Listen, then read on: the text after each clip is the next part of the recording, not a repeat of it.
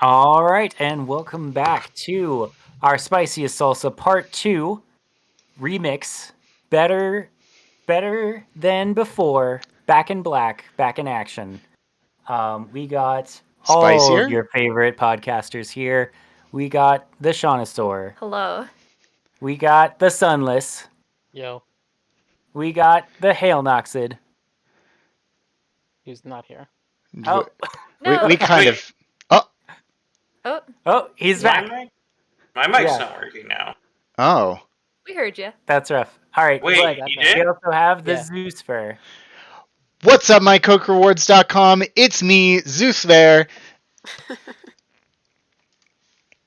What's up, LinkedIn profile? This is coming at you straight from what should be my resume working time, but it's not. What's up, Jeff Bezos? This is your narrow stream of the day. All right. That's right. We are back, deciding once and for all the game of the year for not this year, because we're late, but we're still having fun anyway. So, as covered last time, let's take a look at the bracket. And y'all are going to have to remind me of the names on these because, as I recall, they were very good.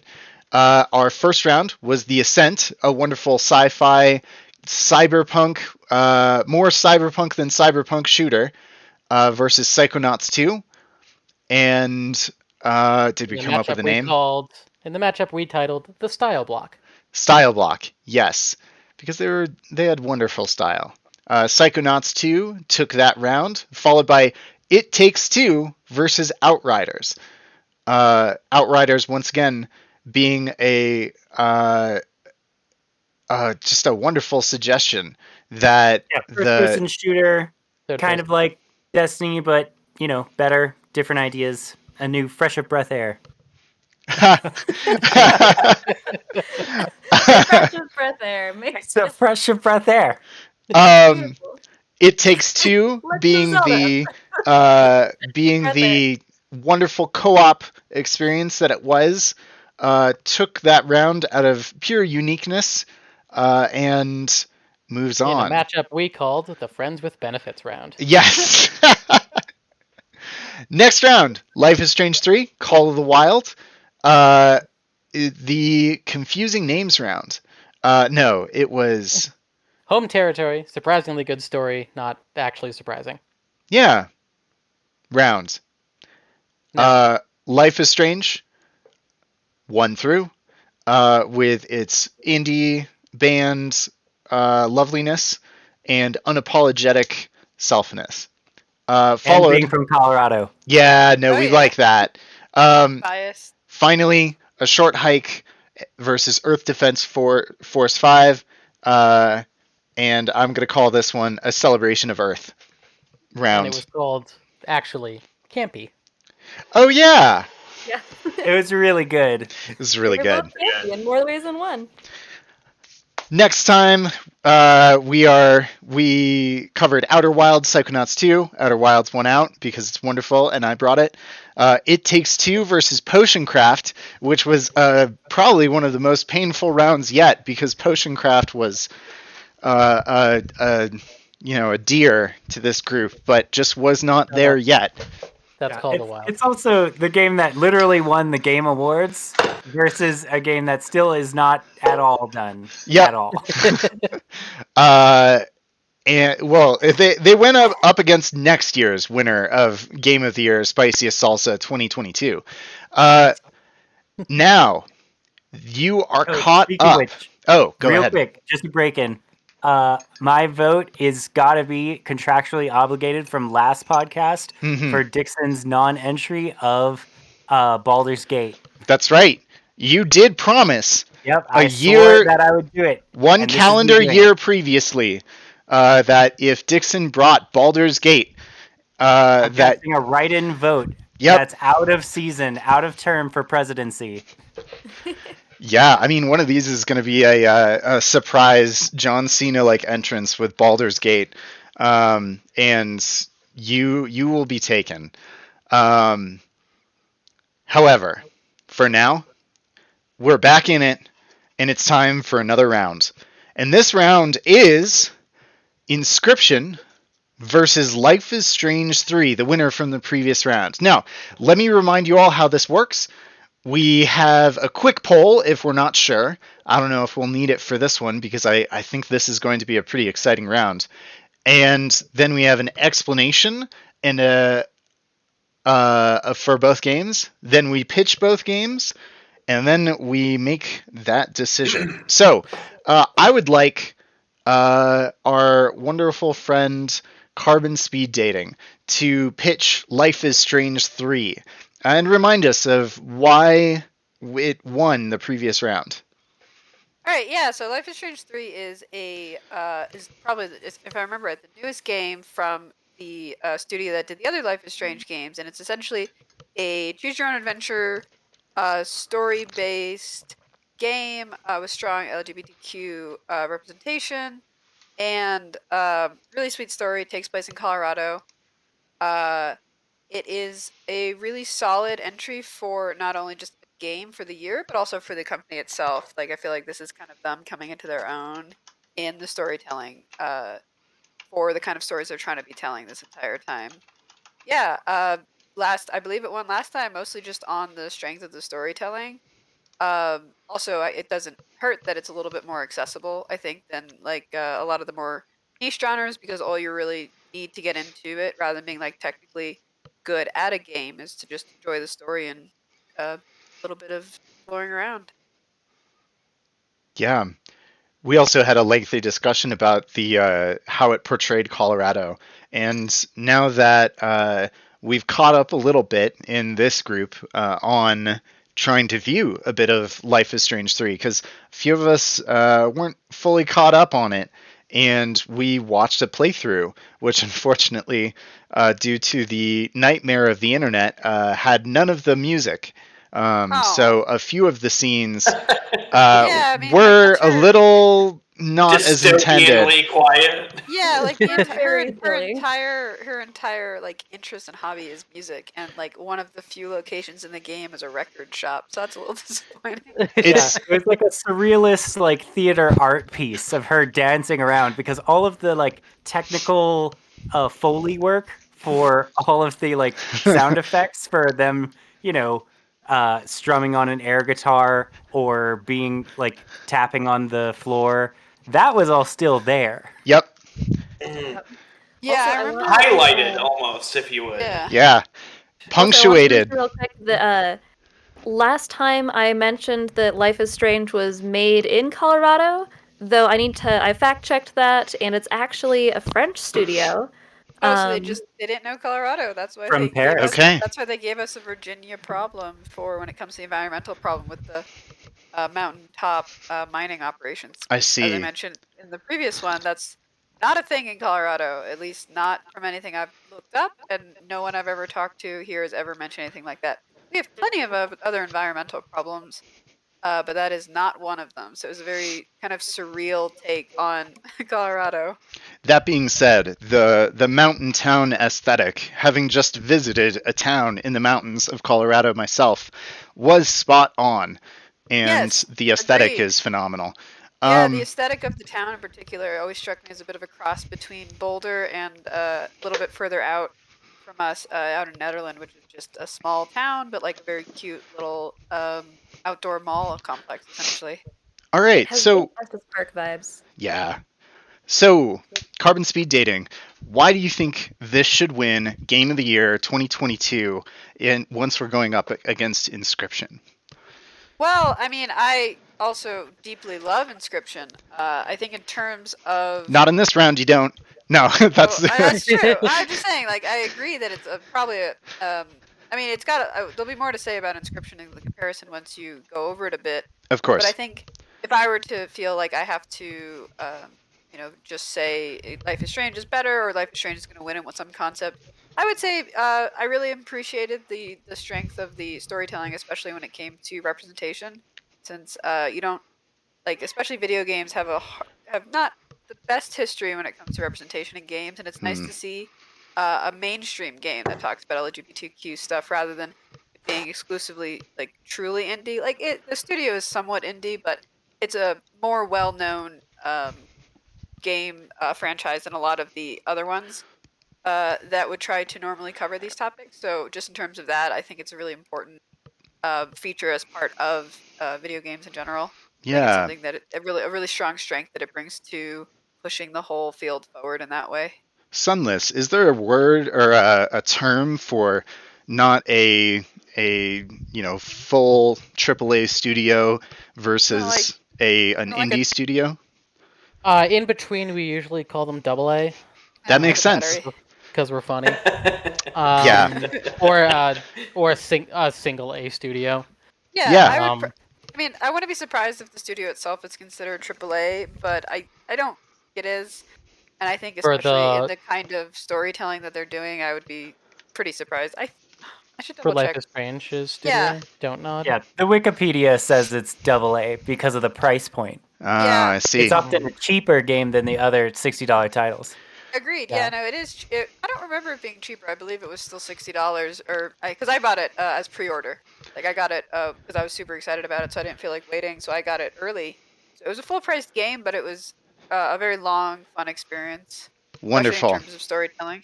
All right, which brings us to my first game that I'm bringing in this competition. And honestly, I'm going to have a lot of trouble if my picks come up against each other. But my game for this round is Inscription, the very indie game that has completely won me over. And first, I'll give a description of Inscription. And this is difficult, and let me explain why. Inscription thrives off of a set of gameplay elements that are so much more beautiful when you go into it blind, which makes it very difficult to talk about on a podcast like this, where we are, fighting these games against each other, Pokemon style. So it's like a Pokemon battle where you don't actually throw your Pokemon into the ring. You're just saying, trust me, it's a phenomenal Pokemon, and it will beat your Bulbasaur. However, I'm going to do my best to describe at least the stuff that you see in trailers and such, and keep it spoiler-free, while also giving my impression of it and why I think that it does deserve Game of the Year 2021. So,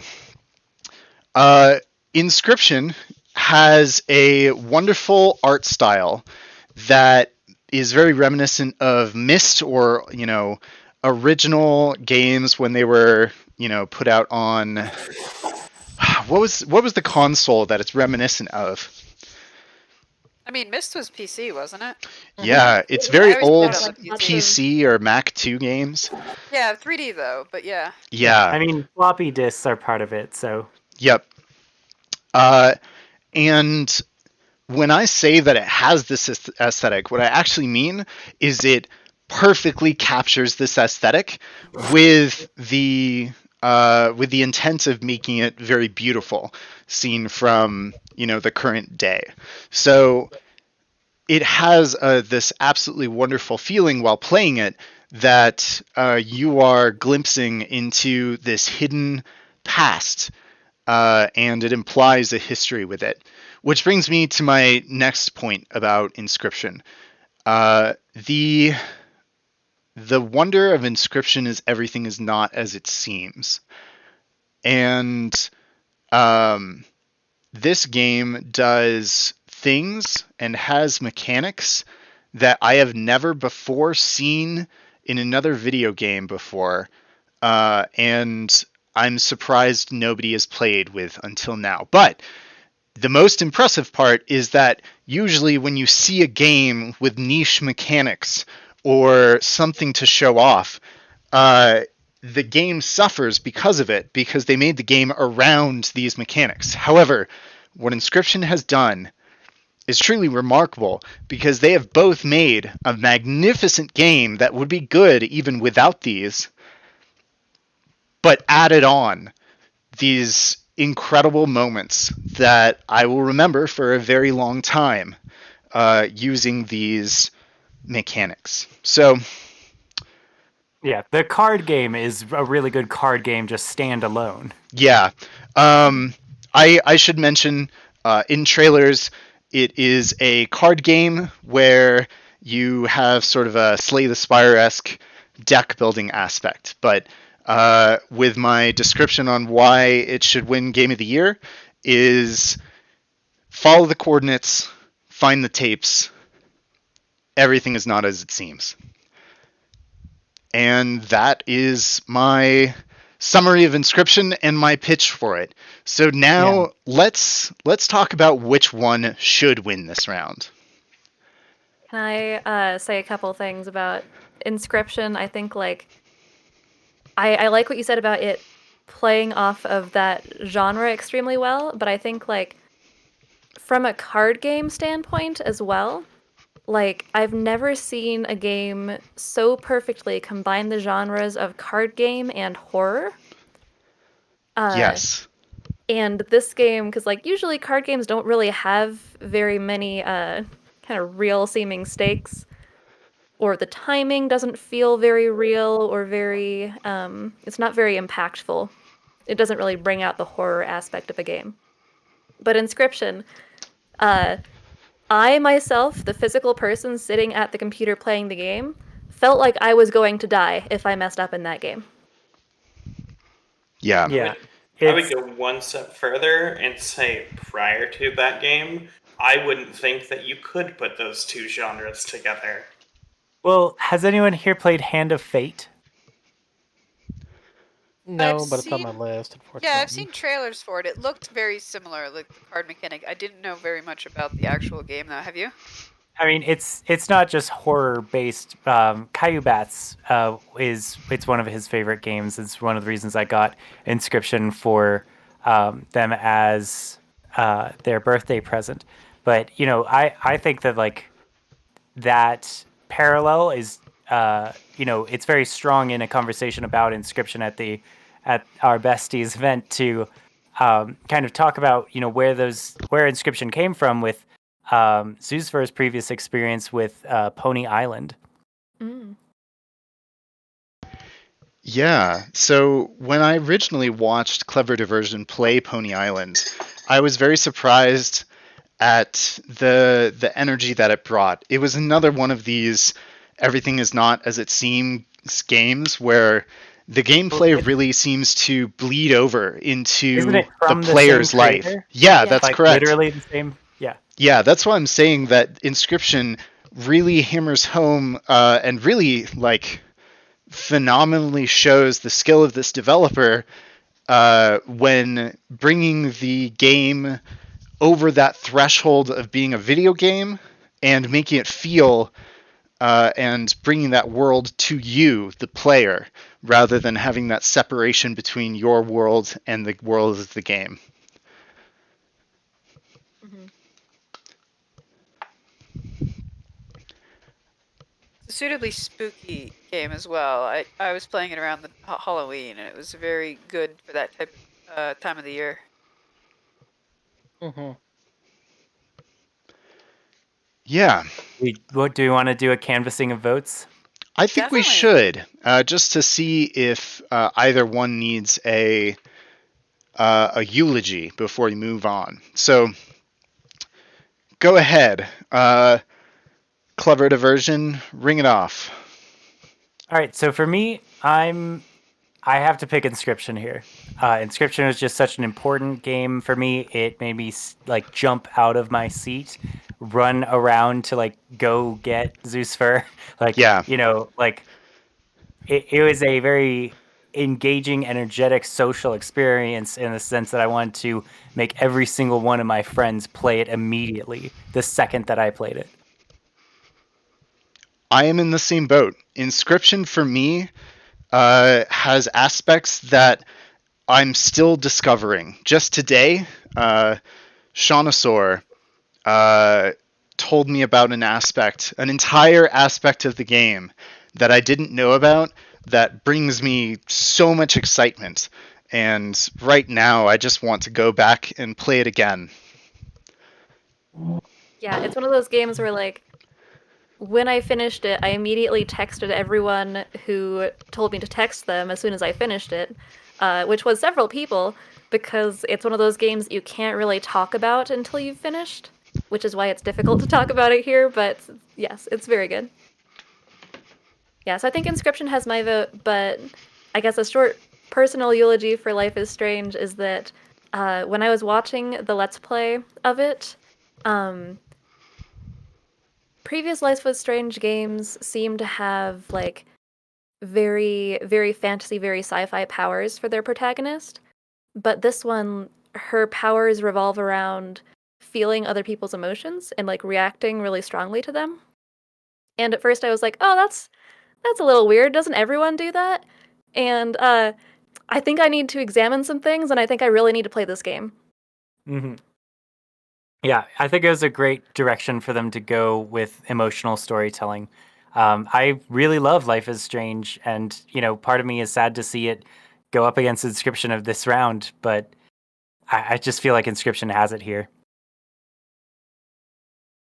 Yeah, I think so. I think I agree. Yeah, I mean, personally, I also would go with Inscription just because I loved how it opened up as the game went on. Like, it's a very engaging game in that way. Like, I would have been happy with it being what I had expected it to be, but as it keeps expanding, as it has all these wonderful mysteries that not only continue throughout the game, but like continue to be deeper and satisfyingly answered by the end of it, or at least by the end that I've gotten to. So I would also go with Inscription. What do Noxig? you? Yeah. I would also go Inscription. All right. I want to also give a quick eulogy for Life is Strange. One of the things that I really enjoyed that you said last time about this subject is Life is Strange does have some criticism or some, stereotypical things that it does.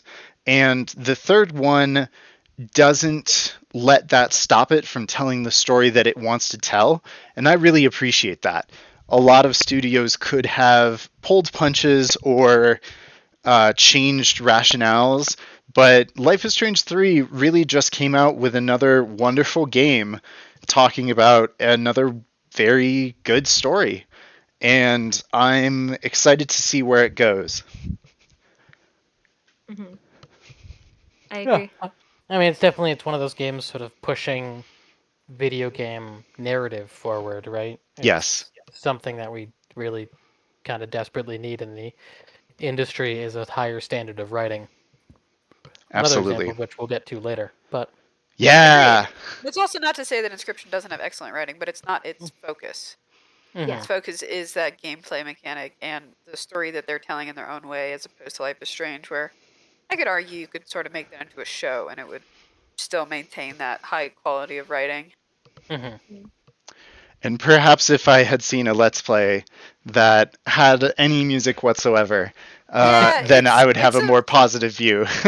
it's a major like way that they demonstrate theme and emotion in it. So I know that like when you're playing, they even have an option that'll turn off copyrighted music for people that want to stream. But Mhm. it's not made for that. No. Well, that brings this round to a close with the winner as Inscription, the wonderful game that we can say nothing about. All right. Do we want it's to 6 now. name the... thank you. Do we want to name the next round? It is a short hike versus Death Stranding. And I think we could Yeah. call this round Yeah. The take a Hike. hike block. Yeah. There are hiking simulators. These boots were made for walking. That's also extremely good. I like these boots are made for walking. All right, I'm gonna type that in really now. These boots were made for hiking. For a hike. These boots were made for Cairo hiking. All right.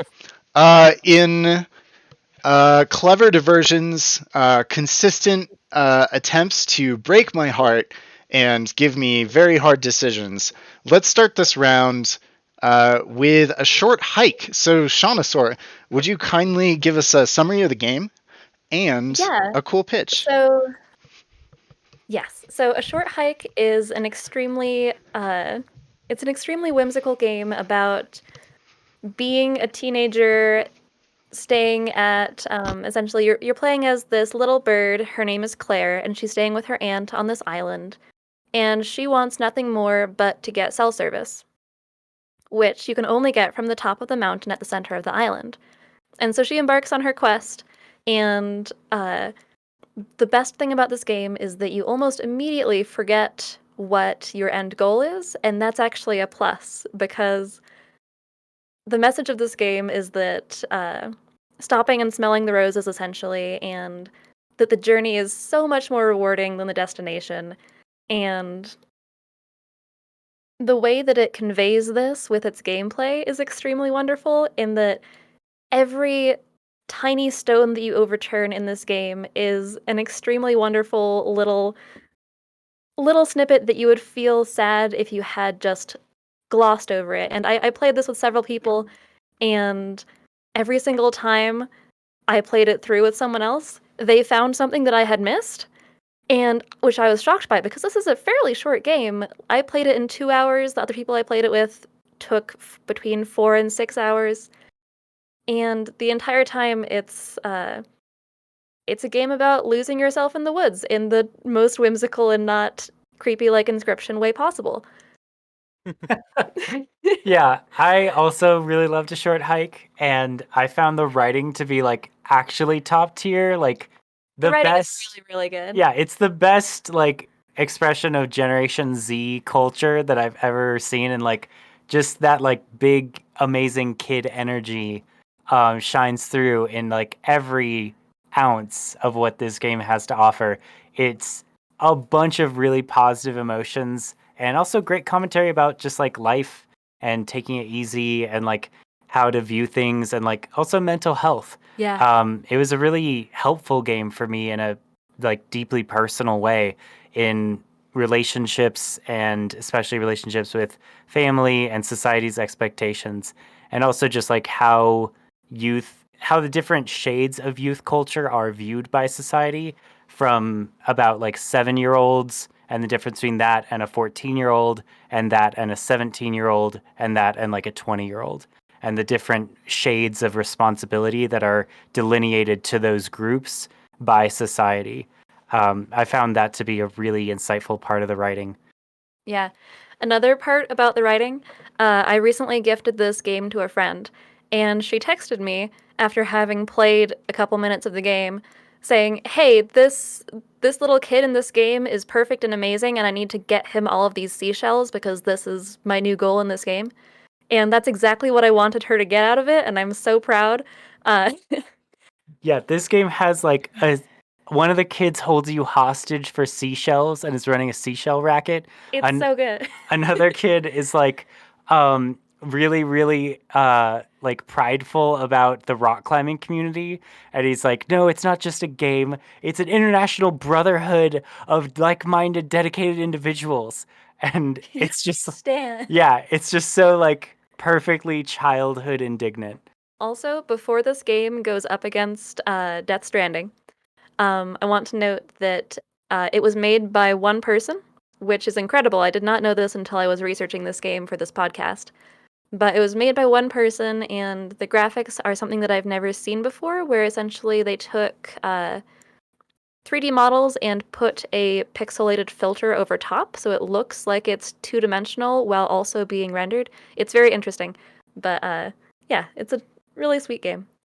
I'm a huge fan of graphics adventures like this one, and I'm really glad that I'm living in a time period to see so many wonderful games really explore, either low poly or low resolution graphics rather than the realism that we were pushing for only so recently.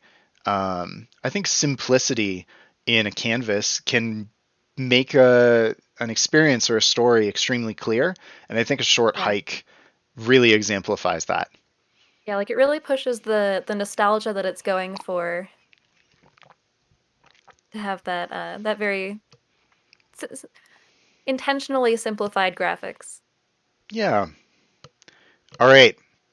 And with that explanation, I would like to personally be punched in the gut by Clever Diversion as he brings my what I'm sure will be a very difficult decision for me. So please, without further ado, describe Hideo Kojima's Death Stranding and tell us why it should win Game of the Year. Yeah. So background for our viewers: Zeus played this game all year. Was it almost like? That's right. I'm still playing it. Yeah, he's still playing it, and like I've never seen someone go as hard as Zeus went on this game in the first probably like 2 months. Is I would just like go away to be unemployed somewhere, and Zeus would come back and be like 5 times farther in the game and having stayed up all night, like just doing pizza deliveries back and forth to make this one person happy. And like the likes accumulation that exists in Death Stranding is something that we'll get into later. Yeah. But basically, as a canvas opening, Death Stranding is Hideo Kojima's first solo adventure after being kind of screwed over by his company after making arguably one of the world's best game series in Metal Gear Solid for that genre. And it's a banger. You know, it took a lot of interesting reviews when it first came out, but I think if you just give the game its own chance to like talk to you, you'll realize it's a very thoughtful art house piece that is very Kojima. If you've played a bunch of Metal Gear Solid, you'll know what that means. It features Norman Reedus as himself. It's a Yep, game where you can in-universe. watch him pee and then use that pee to kill ghosts. So 10 out of 10 game. 10 out of 10, easily the best game of the year. What Zeus is referring to is I often specifically design matchups to break his heart in this series. It's like my hobby. Yep. And I just like wait all year to like scheme and plan what that might be. Yep. And Yep. this one is taking the 2 games that he loves the most and then just making them fight. Or actually, we shouldn't get into that yet. We'll get into that next Not time. quite yet. Yeah. Because the thing is, like, it's also a hiking game. Like, Death Stranding is about walking. It's a walking simulator with ghosts and terror and a lot of commentary about America and culture and isolation, which is extremely poignant in the COVID era, as well as terrorism and its effect on society and social psychology. It is. Boy, the timing for Death I. Stranding. Oh my Good god. timing. So, for those listening in the future, we are going into the 3rd year of the incredibly problematic time for the human species known as the COVID-19 pandemic, where our entire world has been, isolated and racked with moral decisions. By isolated, we mean there's a government mandated stay at home for like 6 months where if you wanted to go outside for anything other than getting groceries, you needed a letter to show the police. I had one of those letters because I worked at the hospital, but it's government enforced stay at home restrictions, like home orders. Yep. Yeah, and this game, do you know specifically when this game came out in 2020? It was before this. 2019. It was before this whole fiasco, planned completely separately, and still hitting so many relevant points of the human experience in this past 3 years. Death Stranding released November 8th, 2019. Yep, so Dang. literally months before. So like 2 months before lockdown. Or a little bit further, but still within the... Because Kojima is a prophet. Yeah. Yeah. I mean, like, I think it's a pretty human story that, humans are social creatures, and one of our biggest fears is social isolation, which, this game script kind of just drills into and inspects very, microscopically almost, Yeah, of like another what the effects of, socially being isolated would do to a society on a grand scale, right? Yeah, and it's also about, giant golden hands coming up out of the ground and being afraid of that. And also delivering internet via babies to the West Coast, which Really? still needs to happen. Really, yeah, really, really creepy monsters. Let's not forget that. Another, perspective title for this round, I would submit also would be video games are art, Yeah. because I think both of these really do kind of write a love letter to what the potential medium that video games can be in storytelling. And I think the script of both Short Hike and Death Stranding are as Clever was mentioning at the start of describing Death Stranding. It got a lot of mixed reviews because a lot of people didn't know what they were playing, like conceptually. Yeah. They didn't understand that he made it as an art piece to celebrate the medium, right? Yeah, Mhm. one of the main themes in both is using technology to gain access to very human emotions, right? So in a Short Hike, you get to the top of the mountain to get cell service. And in Death Stranding, your job is to hook everyone else up to the internet so they To can provide communicate. cell service. Yeah, to provide cell service, to provide free Wi-Fi, government-sponsored Wi-Fi.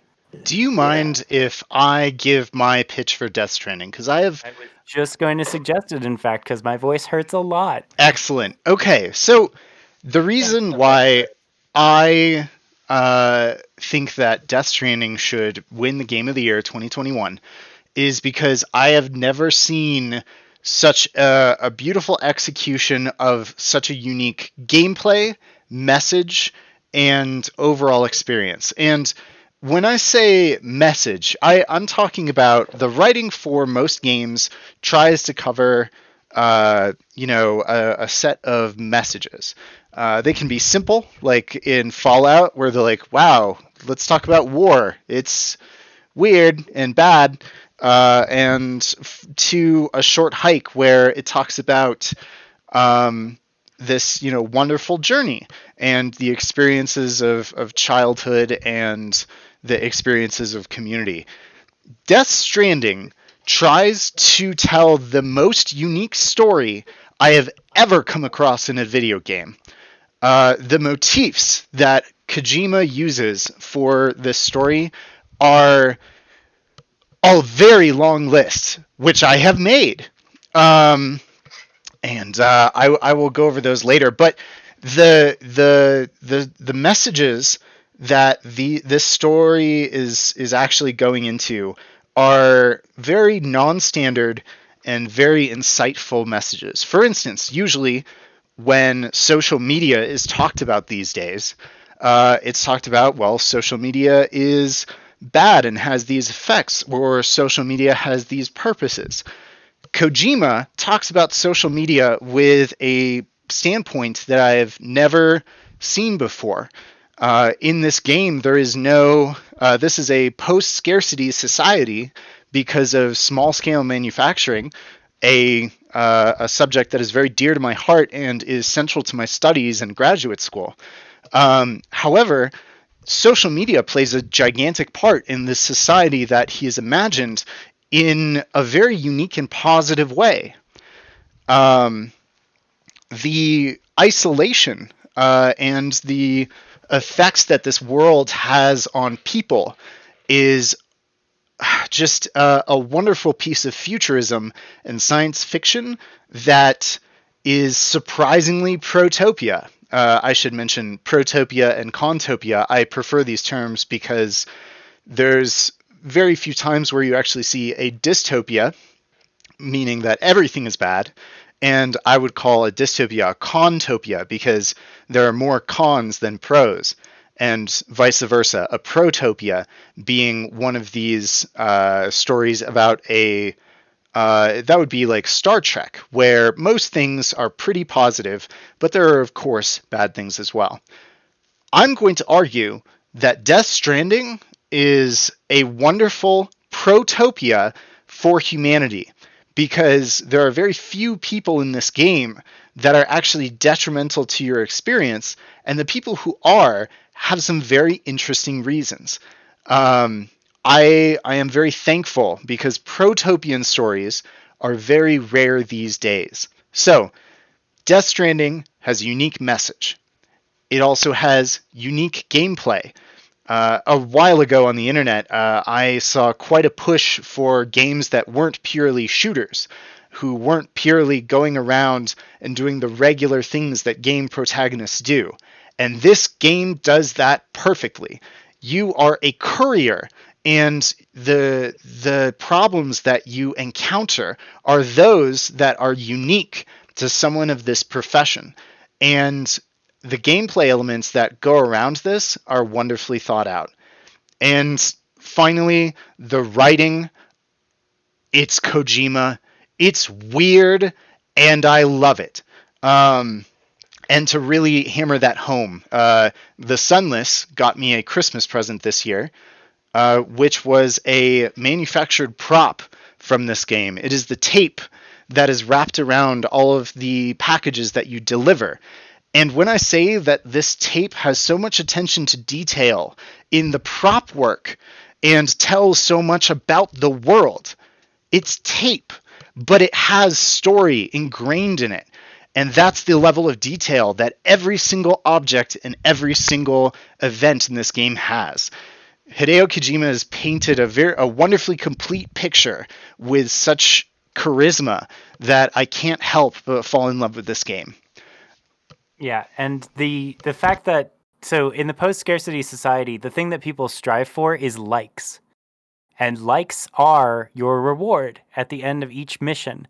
And, at the beginning of the game, I remember kind of saying like, oh, ha ha ha, like, that's so funny that like we're getting all these likes.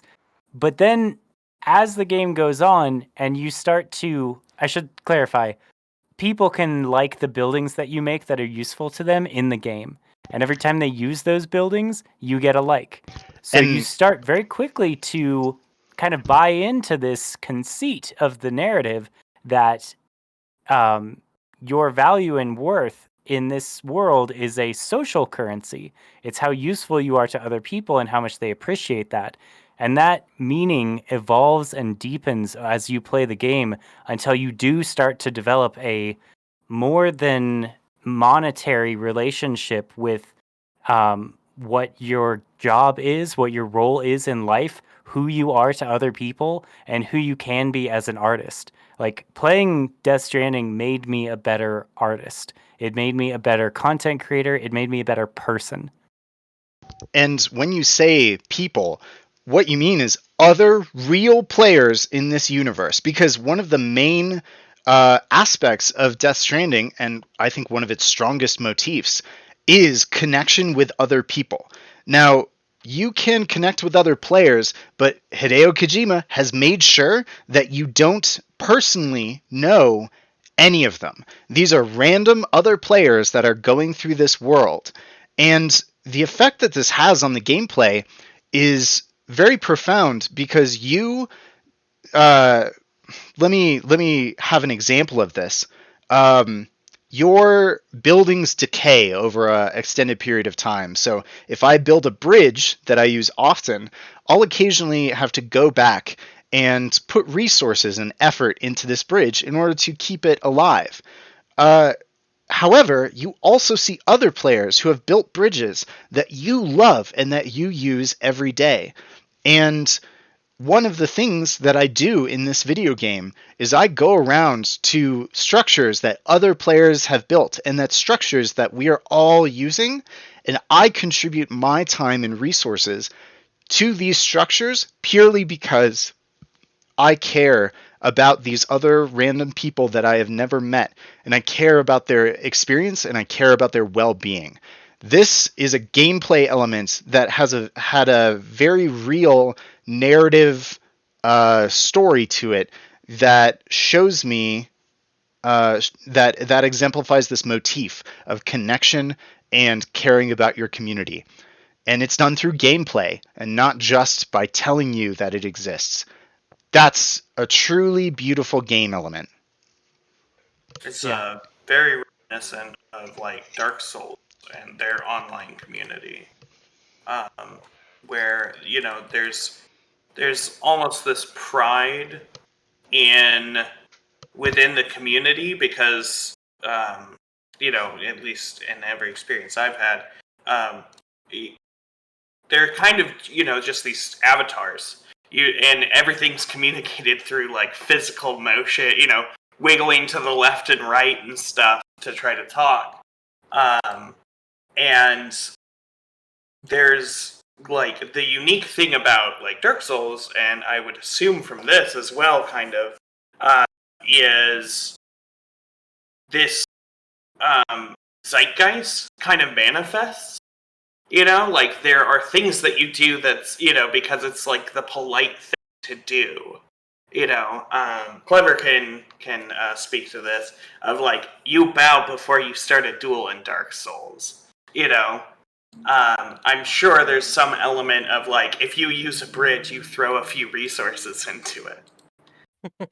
Yeah, You know? the connection of online play and the creation of community is very intentional in both of these games, partly because of the messaging system and the ability for you to help other random players and create that sense of community, which I think Kojima is basing off of the backpacking community and the camaraderie and brotherhood that's created on the mountain, partly by his reference to cairns, as well as just helpful signs or tips.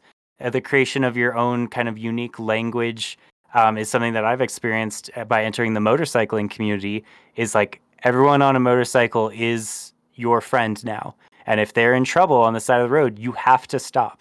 Like it is a social, cultural thing that you want to participate in. It's not enforced by anything, but once you're there, you feel that sense of pride and you feel that sense of ownership, and you do want to step up and be a human in this world. You want to help your fellow man. And that's something that Death Stranding hits as one of its main themes that I think is so important.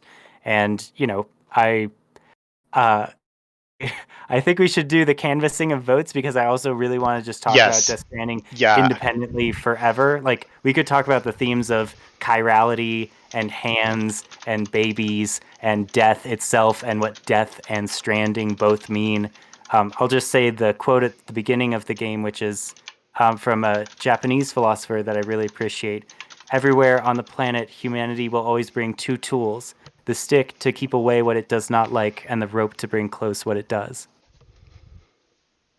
Yeah. That's really good. Mhm. All right. Balder, why don't you kick us off with your vote for this round? As it stands, it can change.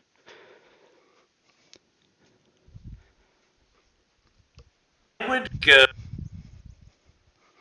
would go with Short Hike, because I love cute games. Yeah. One thing I've definitely learned is I really like fun games right now. That's where I'm at in life. And I love Death Stranding. I think it's got a lot of important things that it's saying, but there's a lot of that. There's a lot of heaviness in the world, and a Short Hike kind of helps me get away from that, and Death Stranding kind of like forces me to the mirror. Yeah. In a way that I didn't need 100% this year. Fair. I'm kind of in a similar boat.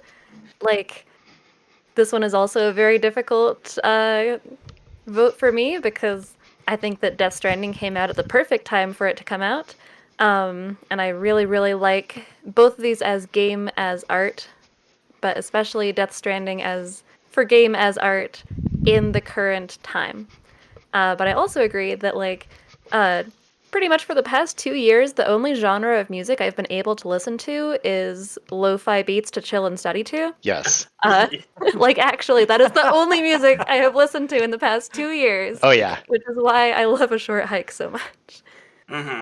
Yeah. Yeah, it is the lo-fi beats of video games. Yes, and the soundtrack is actually also very good, so Mhm. What do you think, Carpet Speed Dating? Personally, I mean, ever since the first trailer for Death Stranding, I have been super into it, and the game did not let down. I love the atmosphere. I was just commenting the other night when you were playing about how like gorgeous it is, like, just objectively beautiful. I think my vote is going to go for Death Stranding for a lot of reasons. I feel like it has that atmosphere. I know it can be very oppressive, but I mean I thought I it was mean, excellently it's made. I thought important. it was. it's I the also point. yeah, no, I also the monsters are a lot of fun. It's got a lot of fantastic actors in it. It's got Del Toro. It's got Mads Mikkelsen. It's a lot of fun, and even the weird parts of it are done with such honest enthusiasm that you can't help but like uh, get into it just as much as he did when he made it. Yeah, I knew Carbon Speed Dating would pick the monster game. Oh yeah, always. I'll pick. I mean, what I want from Telltale is to make them to make a monster game too. So That'd be good. yeah. Yeah. Sunless, what do you think? So, of these two, I've only played a little bit of Death Stranding, and that was way, way back. Hmm. Um, I and I remember had a good enough watching. time with it. It inspired me, honestly. That being said, I think I actually have to vote for A Short Hike here because of, well, they're both very good, and my go-to when I'm comparing games that are wildly, wildly different is to compare which one better uh, better succeeds at its own stated goals. And both of these happen to ruin my argument because they both happen to succeed very, very well at their own stated goals. Because a short hike is discovery and lo-fi beats to game to, and a Death Stranding is put you in the mind of one Hideo Kojima as he goes about understanding the human condition and also how to be a delivery driver. Um, but the thing that it comes down to is of these two games, I can physically play a short hike because it's a 2-hour game. Death Stranding is 60 plus, and that's a long ass time. And it's like I can't help but think like that's a lot of games that I have to give up, right? It is just a huge chunk of time that it is ripping out of my life. So all things being equal, I think I have to give it to the game I'm more likely to finish. Yeah, and that's one of the things that's like, I mean, if the vote is going like I think it's going for Short Hike, we should start doing an elegy for Death Stranding. And one of Yeah, the things for Death Stranding is it didn't hook everyone right away. it's true. Like how Sunless was saying, he played it a little bit, right? But if you don't get that hook that makes you then go in your room and play it like all night for 3 days straight, Death Stranding can drop you in the first level very easily. That's right. It And doesn't many people show did. off immediately. It's And it's hidden, a lot of it. And a lot of it was, in deep, deep menus that we're still navigating, which then become the game. I mean, one of the first criticisms that I found about it was that it's a menu simulator, not a walking simulator. sure. And it's one of the dangers of making one of your themes about important busy work, right? Because it's like, yeah, people need to deliver stuff, but it's a lot of stuff that feels exactly like every single quest in every RPG that everyone hates, which is go to point A, pick a mushroom, bring it back, right? Yeah. And Yeah. as someone who now literally works in logistics, I can understand some people not wanting logistics in their video game. I literally work in shipping and receiving, and this game's whole focus is shipping and receiving, which does illuminate like how actually satisfying it can be. But I don't know if I have the motivation to play it as much now that I literally do it 8 hours a day. I would like In to. defense of that, though, Yeah. oh sorry. In defense of that, though, I do think that artsy games that are about seemingly boring jobs like Papers, Please or Death Stranding are still really good games in the way that they gamify a job that would otherwise be boring. And I think since this game, like you were saying, is kind of, or seemingly, I haven't actually played very much of it, but includes lots of just going from point A to point B and managing your tasks along the way. Like, that's something that a lot of people really valued about, like, the original Wind Waker. Like, a lot of people really disliked that people took out the sailing element of Wind Waker. And some people found that to be extremely boring and hated it. Oh, And other people, that was the point of the game. you mean the remake of Wind Waker? Yes, the remake of Wind Waker. Yeah, Yes. the remake of Wind Waker took out a lot of the quote-unquote busy work of finding the shards of the Triforce. And many people complained that, like, hey, the game is about sailing, please let me sail. Yeah, like, just because some people find it annoying doesn't mean that that element isn't, like, a very important and core element of the game. Oh, of course not. I, didn't mean to communicate that idea at all. Oh no, I didn't It's like, didn't mean to be harshing. I just wanted to defend it a little as well. Yeah, it's just at the edges of all these arguments are like, the way it can be misinterpreted. And Sure. I mean, my vote, of course, is for Death Stranding. And I think we should round out the votes finally and check so that we can do an elegy for which one. Yeah, my vote is also for Death Stranding.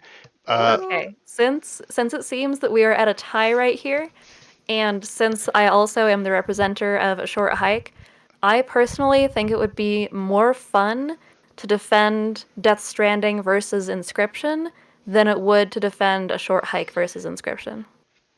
Let's see if I can swing people before we do charity votes for my favorite game. Okay, I'm sorry. As as a far personal favor, pity to Will. Yep, I yeah. might know. No, as most things go, because people pity me so much, let's try and hold off on that for a moment, because I'd like to address Death Stranding's length. And I'd like to call us back to a time in our childhood. Some children exist today. Someone could be going through this today. And when I was a child, I did not have the opportunity to play many video games. And I'm not saying that I didn't play video games. I'm saying that I played a very narrow selection of games, because my parents would only buy me a new video game very infrequently. So I needed games that really stood the test of time and I could play on a If they were regular like our basis. parents, it didn't matter what the cost of those video games were. It was just one video game, no matter what the price. That's right. And I am not a huge fan of the grind. The grind is one of the things that destroyed me in Warframe, because I'm susceptible to that sort of thing. And a lot of people called Death Stranding grindy because it's long. However, I'd like to make a distinction, because I don't think that Death Stranding has quite as much of a grind as everyone says. And I think that the deeper you get into the game, the more of these mechanics that you take for granted are manipulated in such a way that it keeps the game completely new the entire way through. A lot of people consider long games to be repetitive ones, and I would not call Death Stranding repetitive to the degree that I've seen a lot of other, JRPGs, or certainly, other games that this is compared to. I was consistently surprised by Death Stranding, and I was surprised last week by Death Stranding. And the amount of attention to detail given in each of these quests, even the smallest package, has a story behind it. You continue to deliver medication to the elder. You continue to deliver, unique watches to this other guy, and you get to know these characters based on what you bring them. And I think that the attention to detail saves the length. And if I were a child and this was the only game that I got all year, I would be very pleased. I would not give any child Death Stranding. As a child who had a kind of similar experience, like, I mean, I have over 400 hours in Animal Crossing. I can't judge anyone for playing a game a lot. Yeah, the thing I'd like to say about Death Stranding in its advocacy is Death Stranding does the best job of any game I've ever seen by giving you the exact progression amount that you need to create that beautiful slope that I think is at the core of what the gaming experience is for the gamer. And Hideo Kojima has dialed that in so precisely and calibrated that in such a beautiful machine way that every second that I picked up Death Stranding again, I was like, oh my god, this is a new game. I was like, oh my god, I can't believe they're letting me do this. And I don't know how much spoilers we want to go into in a very otherwise heavily spoiled, protected podcast, but like, there are things in Death Stranding that completely revolutionize your perspective on the map or the game itself. And Hideo Kojima knows exactly when to feed that drip to you. And I think that's at the heart of gaming in so many ways. The hard thing about this round is a short hike does that also. Yeah. It's just with a new, adorable, amazing character. And hopefully we'll talk about Death's Door later, which very easily could have been on this list as well. Yes. And in fact is on many people's lists for Game of this year. That also, uses that charm and that like awe internet meme kind of quality of writing to great effect. And that's the thing is like my vote was actually wavering with Death Stranding as well. I was about to Yeah. I had half a mind to give votes to both because A Short Hike is a game, both these games I will remember for the rest of my life, which is what I use as a metric in making this podcast, is which is the game that's most memorable, most impactful, and most, capital I historical significance important. That's my training and the way that I see the world. And I think both of them hit it so well for A Short Hike. The thing is, like Death Stranding, I just like that its scope is so big. The themes that it's talking about are massive humanitarian ideas that if anyone follows my podcasts or listens to my stream know that I love so much. Is like the thing that Hideo Kojima is talking about is America as an identity group, as a collection of states which has been shattered and can be stitched back together. It's about what is that idea of nationalism for a country that doesn't have a nation. It is a collection of immigrants on a space. And that idea is, video games don't normally hit that stuff that hard. Kind of Metal Gear Solid was trying to with Kojima's stuff, but like it was just so weird and wacky. Where Death Stranding is really him, the clarion call of his maturity as an auteur.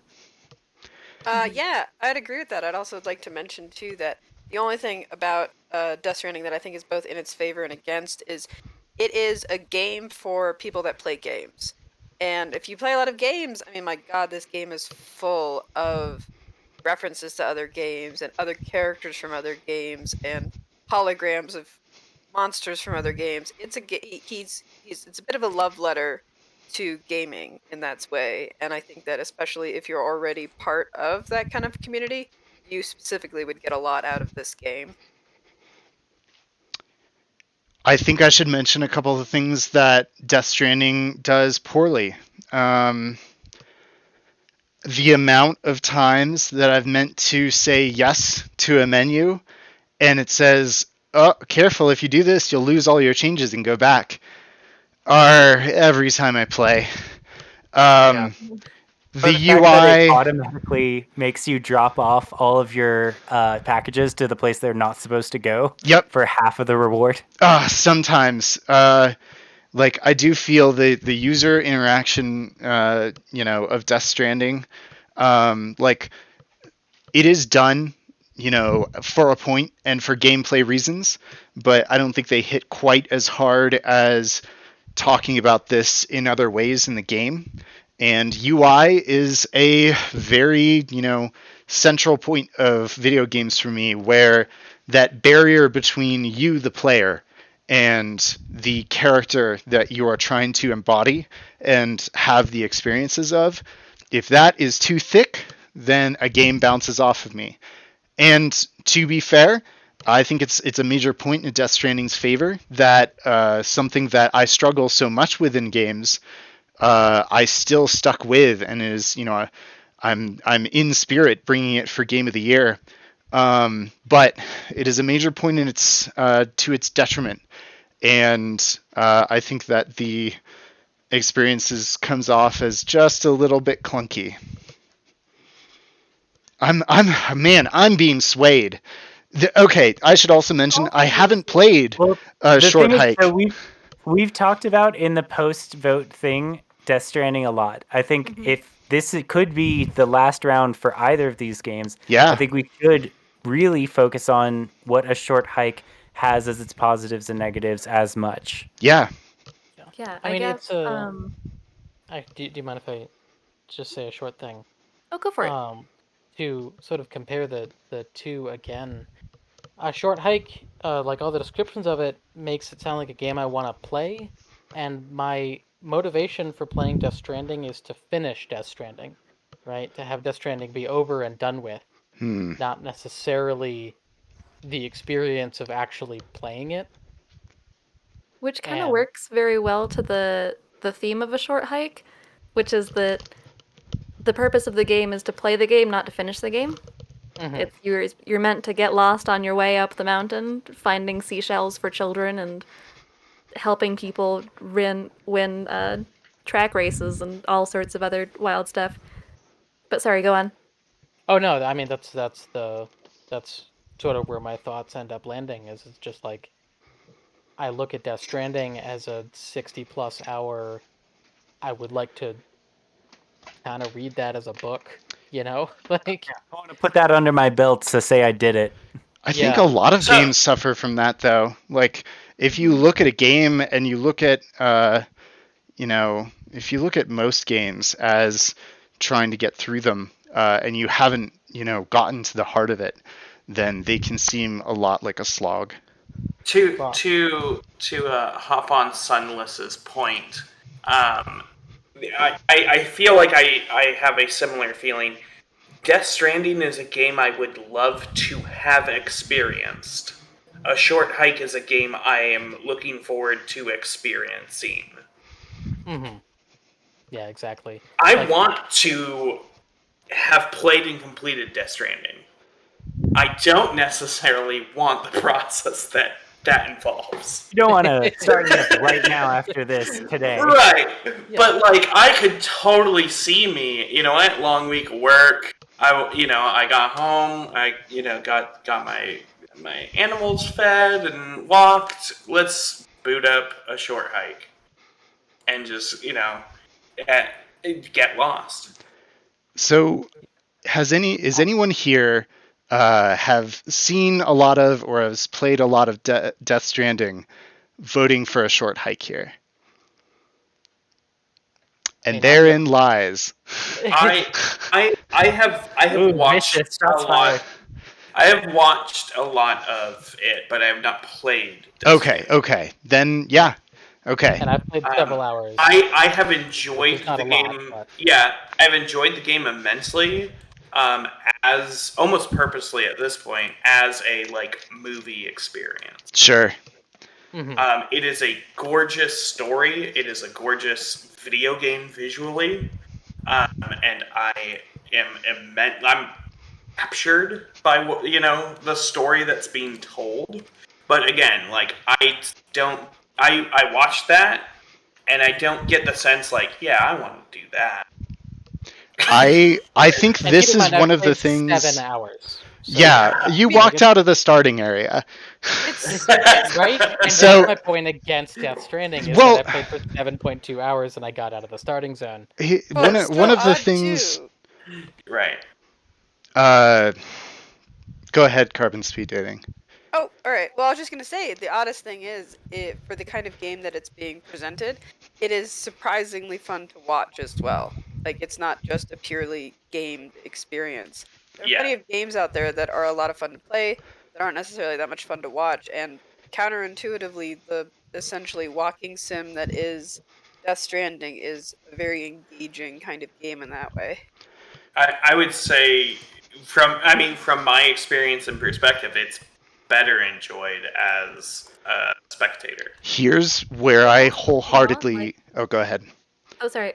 Which also isn't wrong because, like we were mentioning earlier, how more narrative, story-driven games are kind of rare sometimes and are also extremely valid and extremely valuable. I mean, at so gaming. you know, Clever has mentioned. There's been several mentions of teetering. The most persuasive argument I heard was in favor of Death Stranding was from Clever. If you strictly look at these two games at which one's going to be remembered, it's Death Stranding. I don't think there's actually an argument against that. Yeah, I agree as well. It will be remembered.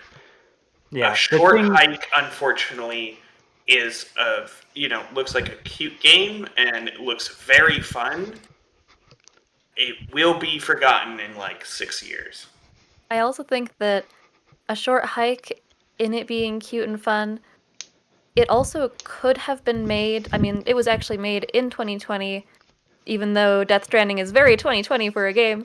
A Yes. short hike could kind of be probably dropped anywhere within the past 5 years and have the same kind of impact, whereas Death Stranding specifically is very important for right now, more so than they knew while making it. Yeah, at the risk of like reestablishing the stalemate, the thing is like a short hike may be forgotten by like society in general or like games journalists lists for about like the hot top 100 games ever. But like to me personally, I will remember a short hike for the rest of my life because it got me to call my mom for the first time in like several years.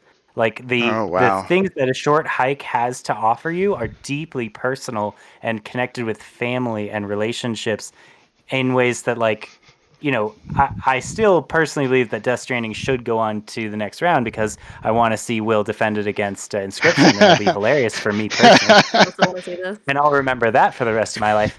For But content's sake, we all want to see yeah, that. and this is the thing is like part of me is looking at the timer right now, and we're at an hour and 12 minutes, and Oh I'm my. like, we should Yeah, hurry up. we've But been the like, other part of me is like, this is exactly what this podcast is about, is It's a true. genuine tie, well fought between two amazing games that are just simply different than each other. But again, they're both about experiencing life and what the journey is. Like, I think that's something we have to remember about Death Stranding is like, the things you learn in Death Stranding, the times when you like talk about the themes is in transit, and it gives you that time and it gives you that prompting with specific song choices from Low Roar, which is one of my favorite bands that I discovered completely because of Kojima and his like weird love of bringing a bunch of different artists and roping them into his projects, which, same as evidenced by all my friends right now on this podcast. But that's the thing is like they both are offering these deeper meanings and themes. I just prefer Death Stranding's combination of those personal meanings and themes with larger themes about government, society, isolation, and national identity. But that's because I love studying history all the time. I do also want to bring up, bias a little bit, because of the experiences that people had IRL when playing certain games. Because I know that Zeus and Carbon and what are you going by? Clever Clever. diversion. Clever. Your name is the real one on the screen. Damn it. Is that you played it all, essentially co-op, right? It's like out True. and having True. fun, As having like fun a with friends. it's a group experience. Yeah, And- and advise you yelling at Zeus which rocks to go to. Right, and you had a very entertaining social thing, which, as we all know and we'll bring up soon, Mhm. co-op can make even a mediocre game significantly more entertaining. On the flip side, perhaps a lot of my negative stuff about Death Stranding is that I had some fairly nasty performance issues when I was trying to play Death Stranding. Same. My computer wouldn't run it at the resolution that my computer is. Yeah, and my computer was having notable frame rate hitches, which is a real bad time when you're dealing with sweeping vistas and you're trying to go and play, you listen to Low Roar's latest certified banger as you go over a hill and view this beautiful dock, except your video stream out to the living room is buffering for 5 seconds every 10 seconds, and it completely ruins the entire moment, which is what happened to me, and that's why I put the game down. And yeah, so I'm just gonna make the whole discussion way worse by making it so all the pro people No, you are actually biased in almost favor. swayed me back to Short Hike because my game wouldn't run it for like a week. And every time I start up that game, Kojima personally yells at me for having a bad computer. Like, And get I'm it like, together. I remember the feeling I had when I first saw that on Steam, and I was like, my face got a little red. I got like a little upset. I was like, this game is like dunking on me. This game is like dunking on me hard. Like, Kojima would actually prefer that you spend more money to experience his art. Thank you. I think it's Yeah, but time Low for Roar, me to though. give Goddamn. a eulogy for Death Stranding. I think we've given a eulogy for both of these games. Yeah, there is something. It'll be great for the show. You have to think about the show work. The show There, work. Will. there You know, I is, said when there we is listened a to few points. our pitches for No, no, no. these, as For the the person sake who of brought content. a Short Hike to the table, like I feel like content-wise and my personal and possibly in audience enjoyment-wise, I would like to see Death Stranding go Me up struggle. against Inscription. You'd like to see me die inside. You'd like to Yes. see me experience a panic attack on the internet. No. I want to Alright. cover just a couple points. Panic. So I just want to cover a couple points that were mentioned. First of all, I think that Death Stranding is different when you're playing it. And the reason I say this is because the entire purpose and the entire wonder that video games bring as an art form is the things that it makes you care about. A book can tell you what other people care about. A movie can show you people caring about things very deeply. But video games, unless you are there and playing them, you don't quite experience the true majesty of what a video game can bring, which is getting you to care about things yourself, not as this character, not as this, this second hand. How many likes a bridge gets. And the ways that you end up thinking and the ways that Hideo Kojima shows you this world can only be experienced when you are in it completely. And so I think with a nice computer, that's very true. And that's why I don't stream it. That's why I don't show it to other people, is because if you just pass by and glimpse this game, you don't see the player. You see a screenshot, a brief glimpse at what the player is doing, but you miss what the player is feeling. And I think that's for both of these games. But I really want to exemplify that for Death Stranding, and for anyone listening to this who's on the fence about playing it, there's the experience of Death Stranding can be different, and I'd love for you to see that. I think most gamers who would listen to a gaming review podcast are probably screaming that we didn't pick Death Stranding by now. I mean, going into this, I was like, all right, I'm gonna pitch a short hike and then give its eulogy.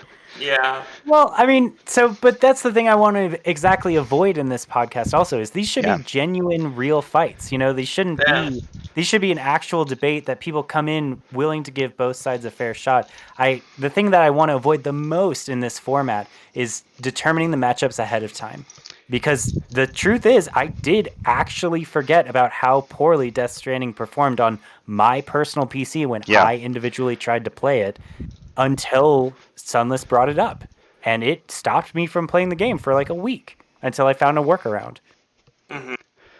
So I am actually pretty convinced that I'm going to give a eulogy for Death Stranding right now because Nope. Oh. In the honor of Low Roar, the great band, and for the purposes of content Oh wow. and the thing, I'm giving Oh, half a vote don't do to a this to short me. hike. Oh God. And it has Half a Conan vote to O'Brien in it. the Death Death Stranding. It makes Conan O'Brien give you an otter hat. It's great. Yeah, and you get to run around the map and look for Del Toro and be chased by Mads Mikkelsen. He's like, Low Roar. your BB needs to love you. Yeah. I'm making my next Oh, movie coming out God. later. You should see it. I was Yeah. hoping this wouldn't happen. I mean, Low Roar was like Sorry, one of my Zeus, most but- listened songs. It's for the content. Band that made a song. Okay. content. For Cool. almost the Yeah. entire Well, game, so I have to give that. with my death coming next, coming now is the winner of this cool jogging genre, Death Stranding. And one of my favorite conversations we've ever had on this podcast. So yeah. Good. Yeah, honestly, It's also very surprising. Yeah. I mean, that's why we do this. It's because we do actually. I thought for sure that was, okay, it's going to be Death Stranding. Obviously. And then Obviously. very good arguments were made on both sides. Agreed. Yeah. I went and took the opportunity to buy a short hike while we were talking about it. Hey, It's on sale right now. congratulations. You should play it. So Dude, very go on the coast. and $5. Go to the Speedboat Kid. The Speedboat Kid is the best. All right. No Ah. more spoilers now. You know what? Spoilers. I'm going to go play a short hike as well. So thank you all. Speaking of good arguments, we should transition to our next one, which is Outer Wilds versus It Takes Two. Oh, Cora, God. would you like to start off a refresher for this podcast of what It Takes Two is made of? Yeah, so It Takes Two is a exclusively co-op experience with two different players, and you transition between different levels where you get different types of abilities. The best way I've found to describe it is, it's a co-op experience with a strong focus in the story on essentially fixing a broken relationship. It's an exceptionally sweet game, and I've recommended it to a number of people on the basis of being good for a date. So it's an exceptional game. It won Game of the Year back at the Game Awards. It was a lot of fun to play. It was a lot longer than I expected when I played it. I think it ended up being about probably something like 20 to 30 hours. So it's an absolutely wonderful game. That's astoundingly long, especially for how I imagine it, and I'm very No, excited. same. I expected it to be an evening game. It ended up being like the weekend a little more. Wow. May I make a minor suggestion? Please.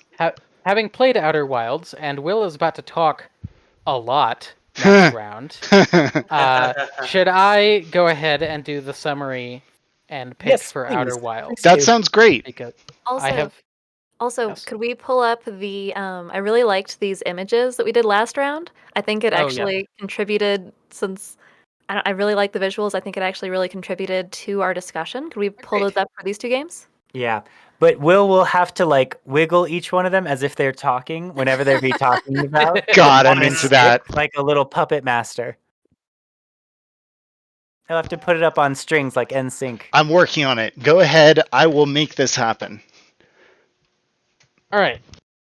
Outer Wilds is a first-person puzzler, basically, is the simplest way I can describe it. Not to get into the realm of any spoilers, really, but it is a game where you fly around in space in a adorable little spacecraft, solving mysteries and gathering information in order to do something important for the game, which I won't spoil. But it is a wonderful example of non-violent gameplay, where you don't have any real enemies outside of environments. You don't really have any, uh, major combat sections or a gun or any of that sort of thing. The tone is really good. It's all very sort of Wild West in a lot of ways. You can even see that in the image with the extremely tiny planet and a campfire. That whole mood is everywhere in the game.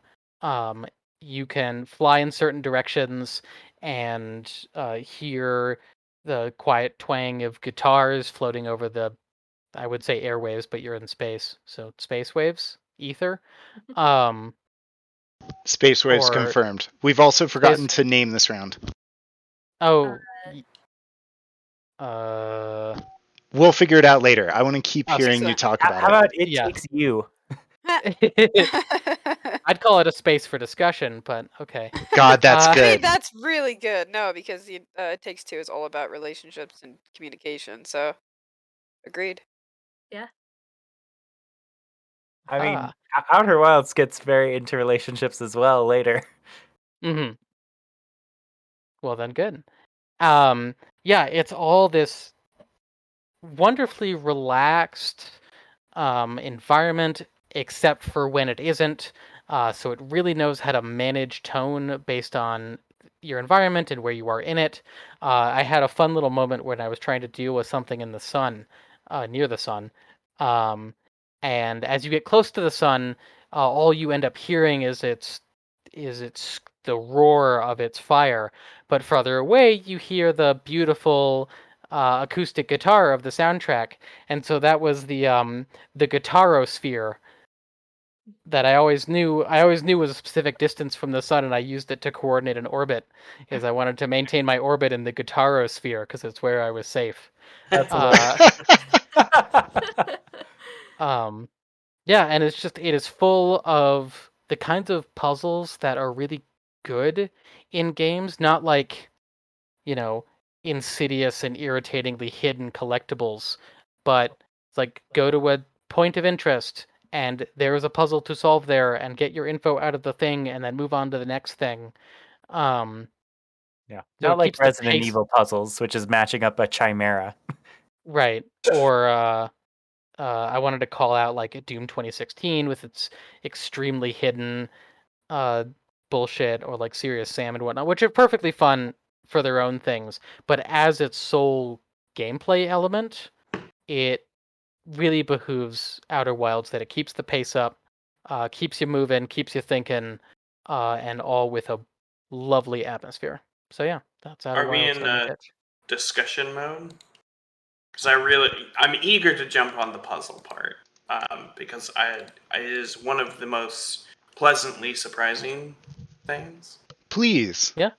Um, it is the first game I've played in quite some time that I felt like I was solving the puzzle, not seeing how the game developer designed it and then Mm-hmm. solving it, kind of backwards from there of like, oh, okay, so they made like a platform puzzle. Okay, so I need to go here.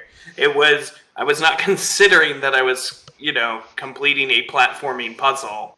I was just doing it because that was like the next logical step, you know? It was just natural to do. And it's just, you touched on it, and I couldn't agree more. It's such a pleasant part of it. I really, really enjoy that take, and I agree completely. And I don't know if you had a similar experience with this, but when I started playing Outer Wilds, I didn't even know there was a puzzle, and I think that's what gives it that effect. Mm-hmm. Like, what puzzle? You're just out there being a cowboy in space. Have fun. And you kind of have to figure out what's wrong and what's missing and piece it all together yourself without even anyone telling you there is a puzzle that needs solving. Yeah, Yeah, and it Shauna Thor is does. also a true veteran of the Myst series from back in the day in the 90s. Yes. So, I love the puzzles; they're great. yeah, Yeah. good puzzle games often don't let you know it's a puzzle. They just think that you are exploring naturally your own ideas. Yeah, I mean, and I think that was also part of the prestige of it was they don't even have, like most games, where your objective is behind a locked door or an inaccessible. Like, I was solving stuff just cause it's just like, I don't know, I want to go over that way now. Oh, I've got to go through here. Oh, okay, I've got to do this to do that. Cool. And you just like start working it out logically, and you don't even realize you're like the third room into a puzzle. Yeah, Uh, it's one of yeah. the first games in a long time that really made me forget that it was a game, that it made me not see, like you said, it made me not see Wow. the developers, right? Right. Like, I didn't see the design in it, which in Mhm. itself is so, I mean, like, I'm trying to think the last game I've played where I genuinely kind of had a moment where I was like, oh right, like someone did this. But I'm already like an hour into, exploring a planet that thought even comes to me. Mhm. I think how I'd summarize this is true discovery. And Yeah. I think it's something that I've sought after in many games, and some games that I've given this label to just out of sheer wanting it to be true. And Outer Wilds is one of the few games, maybe even the only game, that I truly felt like a true explorer. And I think that's one of the things that makes it the most beautiful game, and the reason that I want it to win Game of the Year 2021. Also, quick side note, I very much enjoy that all of the all of the named aliens who we get to talk to, at least so far that I've met, are all non-binary, and I very much enjoy that. It's And they're all named fantastic. after rocks. Yeah, they're all named after rocks. And Shauna worked at a rock shop for a long time. Non-binary rock aliens, and I love them so much. I But what appreciate. did the fourth eye do? Yeah. That's so great. It was my favorite line. But here's the thing, like, so a lot of this is about like highly structured game space and the beauty and like energy generation that can come from feeling not controlled by the player.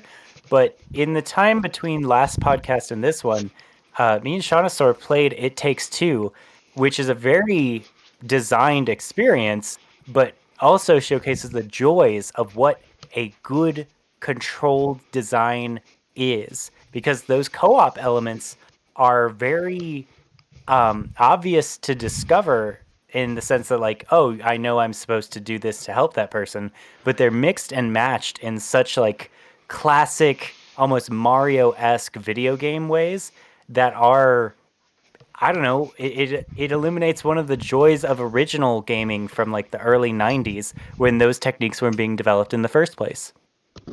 Yeah, I think when it comes down to it, if I had had a good, like, original showing of It Takes Two with a partner or close friend and experienced it all co-op, I'd probably be voting for it, but that's not how I experienced it. And so I have to vote for Outer Wilds. Right? Like, I completely understand. And I just want to play the advocate of myself for a moment. And first of all, I haven't played It Takes Two. But the reason why I find it so valuable is I was trying to think of another game that's strictly co-op, that is beautifully made and tells an important story. Just an overall good game that is meant for co-op. And I'm like, oh yeah, well, there's Portal 2. no, that just had a co-op add-on. And then I realize I don't know the last time I've seen this phenomena. And that surprises me so greatly that it's very swinging towards It Takes Two. For me, I don't know if I've seen a cooperative game on this scale be executed before. At least I can't think of one. Yeah, I mean the only other example is their previous game, which is A Way Out, Ah, which is the other. I mean, it's a purely co-op, as in requires another player yeah, co-op experience with a good story. Not quite as polished, I think, as It Takes Two, or nearly as conducive to new gamers, I think, as It Takes Two. But um, yeah, I mean, they're kind of the pioneers of this space, as far as I know. I know that Zeus is playing Lovers in a Dangerous Space Time, which is also pretty good. that's correct. But doesn't that also have a single player mode? It is meant for two or more people. However, it does have kind of a tacked on single player mode, but it lacks the polish. It lacks the excitement of the release of It Takes Two. And I know I, for one, the next time that I want to get someone into gaming, be it someone I'm dating or someone who I care about the experience of their exposure to video games, I will be playing It Takes Two with them. That is not a question. I think that's a good way of viewing the kind of experience it gives. Because in the same way I said with Death Stranding being a game for gamers, It Takes Two is perfect for people that maybe aren't as familiar with game mechanics, aren't as familiar with like the rich history that games can offer, and it's a great jumping in point. Yeah, I agree. And like, I feel like because it requires two players, like it's not even an option to play it single player. I think that's both its strength and its weakness in that it gives it a more narrow audience, but like people have said, like it's so rare that a game does that, makes it only co-op. Yeah, agreed. Also, the fact that it's also just a brilliantly made co-op experience because at no point in the game can you fall too far behind if you're not experienced with games. Every single like the way the levels are designed, you're constantly keeping in within essentially eye contact with the other player. So it's very it doesn't feel like you're falling behind. It doesn't feel like if you're not familiar with a game, there's a very common feeling of it's not very fun to be the first person playing that game. Like that's not a good experience to have, which is why there's a lot of games out there where when people are really excited to show the games to people, they're like, "This is the best game," and they'll show them like Halo or something. Yes, Halo is a great game. It's not so much fun when the other person is doing all the fighting and you just die a lot. And It Takes Two is a perfect example of a game that I think would get people who are normally not as interested into games because purely cooperative, not really too many failure states outside of like some boss stuff. It's a very chill experience in the sense of what it asks of you, but it's also complicated and a very competently made game in other regards. Yeah, absolutely. Yeah, I'd like to like take this opportunity to really talk about what the experience of showing other people a video game is as a gamer, and also the kind of like vulnerable space of how best to play co-op with someone who, you know, isn't even necessarily less experienced than you, but just like what proper etiquette is for, I'd say, playing Halo with someone. Because like, you know, we just watched the girlfriend reviews of Halo Infinite, and you know, the boyfriend showcased some of the behaviors that I intentionally learned as a younger person not to do with Yep, other co-op people, which exactly. is charge ahead and fight everyone first, Yeah, you know, And just injure your other kill them. person or make them feel like ashamed about not being automatically amazing at this game that you happen to own. And I think that would be very good information, poignantly made in this round, to like really go over like what being a good game ambassador means when you're playing with someone else. that's I think, Yeah. fantastic. yeah, agreed. I've been I- introducing someone to video games who haven't played a whole lot before, and my introduction games were Potion Craft from a couple rounds ago, and now Outer Wilds. And I think that it's astounding that the reasoning that I want to take with mentioning this is that when you're introducing video games to someone, you are inherently fighting a cultural zeitgeist of what the poor connotations of playing video games entails. And I think it's our moral responsibility to show the best that video games have to offer and their benefits when it comes to an artistic canvas. And I think that both of these games show, even if it's different parts of this, one of which is a beautiful social interaction that can only be had through this medium, and the other being a true story that they're excited to return to. They're, yeah. What do you think of that? I would say, because I would suspect that I am the person here with the least amount of like keyboard time with games. Just in general, most of my experience comes with spending time with people who are playing games. So I still have a large history of knowing games and experiencing them in that way. But I think one of the most important things when it comes to introducing to them into games is to choose games that are cooperative. To be honest, as fun as single player games are, if you're not already excited to play games, it's not necessarily something you're going to do by yourself. So having the opportunity to spend time with someone that you care about, having a fun time with other people. Think of it in the same way that like party games are fun. I think that giving those positive associations with the other person and making that a shared experience, so it's not just I'm doing a game. It's no, I'm doing this fun activity with someone in the same way that I'd go on like a hike with them. So, especially when it comes to games, if I were to choose, I haven't played Outer Wilds yet. I'm looking forward to it immensely, but if I were to choose a game to introduce someone to, I would definitely start with a co-op, especially a Mhm. co-op like this that emphasizes staying together and making sure that both sides are equally uh, as powerful, I guess, like in the sense of there's no puzzle that only one person in this can solve. You can't let your friend fall behind. They can never feel like they're going to hold you back because you're part of the solution always. Yeah, absolutely. Yeah. Yeah, like speaking of good puzzle design with Outer Wilds, It Takes Two also has excellent puzzle design. In that Yes. the two characters are themselves the keys to most of the puzzles, so you can't just leave someone behind. I like that a lot. Yeah. So in the same way, there are plenty of games that would be good to suggest to someone. Like if you know that they're really into, history. Like I remember, Clever, you showed me a couple of those like tank games or the submarine games or ship games. Like those might be something that someone who's really interested in, if you knew someone that was super into pilots, that super highly realistic, almost kind of insanely realistic flight simulator game would probably be a good way to introduce them to it. But Yes. I would say then, yes, it's a great introduction as almost like a cultural piece, but I wouldn't just leave them to that because it's an overwhelming experience for someone that knows a game.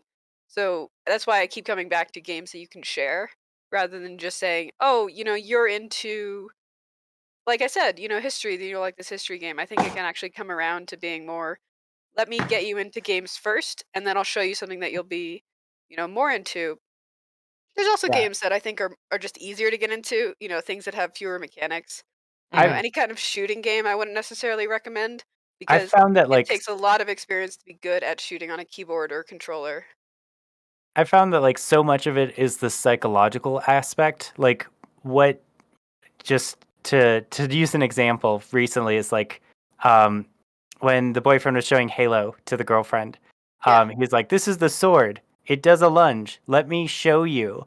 And he does the lunge to kill her, Yeah. which doesn't ever feel good. Not to Yes. mention So like he didn't explain what the lunge was, so it was more just like, ha ha ha, this is a fun joke. Also, it's not going to tell her how to use it. exactly. So On a like practical behalf. I It's think not going that to be, it's so like, much yes. of like showing a video game is empowering them by being like, okay, you pick up the sword, now you do it to me and see how it is to actually Plus, have the plus, positive Absolutely. side of the yeah. interaction. Plus, it'd be Mhm. more funny to kill in that case, your boyfriend who is much better at games. I think it would just be inherently funnier. Like Yes. Yeah. because the way I think about it is like a joke is always funnier when you're punching up, not punching down. It's like, what exactly Exactly. are you joking about when the more powerful gamer just kills the person who was probably going to die in this firefight in 10 seconds anyway? Like, that's not, like, I get what they were doing, like, it was funny and cute, but, like, I don't know, that whole interaction I thought, which was not great, like, personally, like, that would not be a fun experience for me if I was trying to get into Halo, especially if I had asked someone to help me get into Halo. Yeah, Like, Mhm. granted, and they the had thing edited that it to be humorous, but, like I said, I wouldn't recommend that for, like, actually showing someone Halo. Yeah, right, and something I want to bring up about It Takes Two that Core mentioned earlier is It Takes Two has a huge like selection of gameplay elements that it has in it. It's not just you and your one power and your partner and their Oh one power. yeah. It's every level has their own different powers, including like there's a bit of a shooting level and there's a bit of a like an extra platforming and like a more speedy kind of a bit lightly racing level and a significantly there's more hack and puzzle heavy slash with the level hammer. and a hack and slash level. And so if you're getting someone into games, you can turn to your playthrough of It Takes Two and be like, hey, which level did you like the best to play and why? Oh, Right? smart. Oh my gosh, that's so Yeah, true. that would be great. So one of the other things I wanted to bring up about Outer Wilds is the other thing that I think is very important in my two-pronged approach to getting people into gaming is don't control them almost at all. Because Yeah. so much of the anxiety of what's sitting on the couch next to someone who's playing like your favorite game that you've ever played in your life is not completely controlling the experience and telling them every little thing to do that's the maximum optimum thing that they don't have any context to understand. And Yeah, Outer Wilds does that the best in the sense that it lets people completely free. And so the best thing that you can say in Outer Wilds oftentimes is almost nothing. I was Mhm. So I've been quiet on this subject, just kind of listening in. So the radically different. So Zeus introduced me to Outer Wilds. Got it for me for Christmas. Thank you very much. Absolutely. And I was streaming it in our chat here in our Discord, and Zeus popped in and was watching, and I asked a question. I was like, "Oh, what are these?" And Zeus's response was, "You know what? You should just find out. You should just play and discover it yourself." And at the time, I was like, "Okay, that's kind of maybe there's like a big twist or something, that comes up." And just what we were just discussing before about Outer Wilds, the pure capture of like discovery in that game, it was so much more rewarding, and I instantly understood why Zeus chose to just be quiet and let me experience it with nothing coming into it. agreed. uh, just like, and the instant it happened, I was like, oh, okay, I get it, yeah.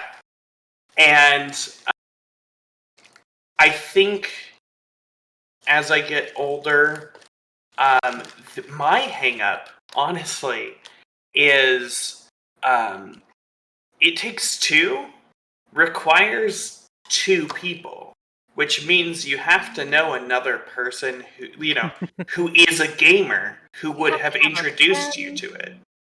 Right. But I mean, like, as I get older, like, I don't have someone, like, my girlfriend is like not a gamer to the point where even one that's like, oh, this would be really fun and stuff. She just doesn't enjoy games. She doesn't like the experience.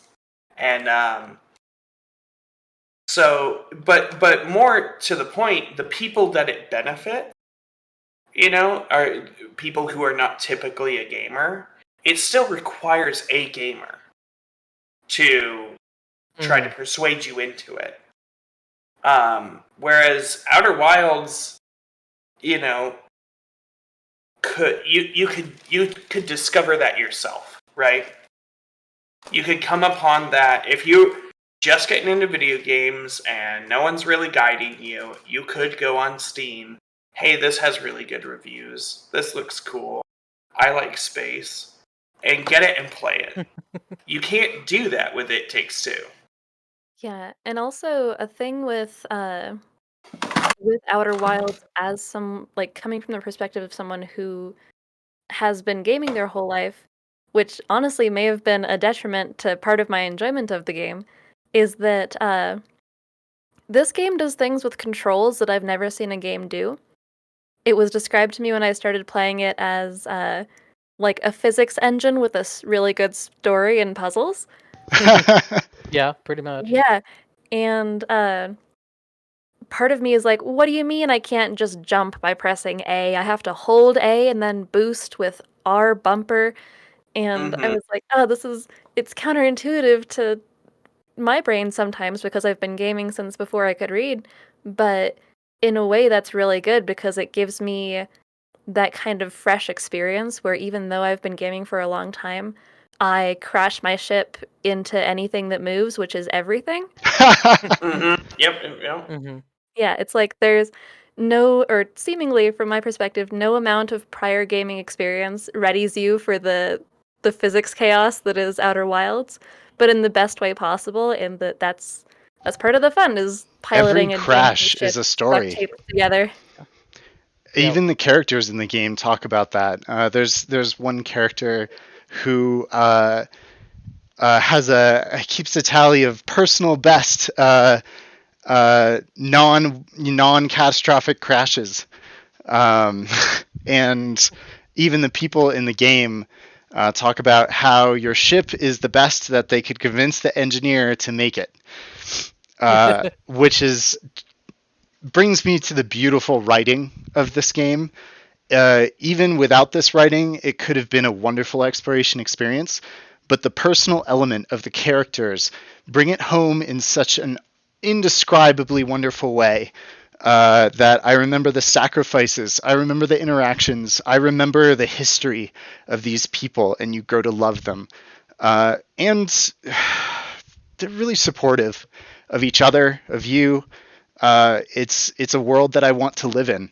It's a really supportive scientific community, which I think is Mm. extremely important for your protopia ideas about That's right. the future needs to be good. We need to imagine the future good so that when we get there, it can be good. Yes. Yeah. Also, Yeah. I hate to be the time police here, but do we want to take it to a vote now? I want to say one more thing for Outer Wilds. It's very quick. It is the best gameplay log journal thing that lets you come back to the game after you haven't played for 3 years that I have ever seen. Sometimes I forget something that's happening in the game, even though all these things are so memorable.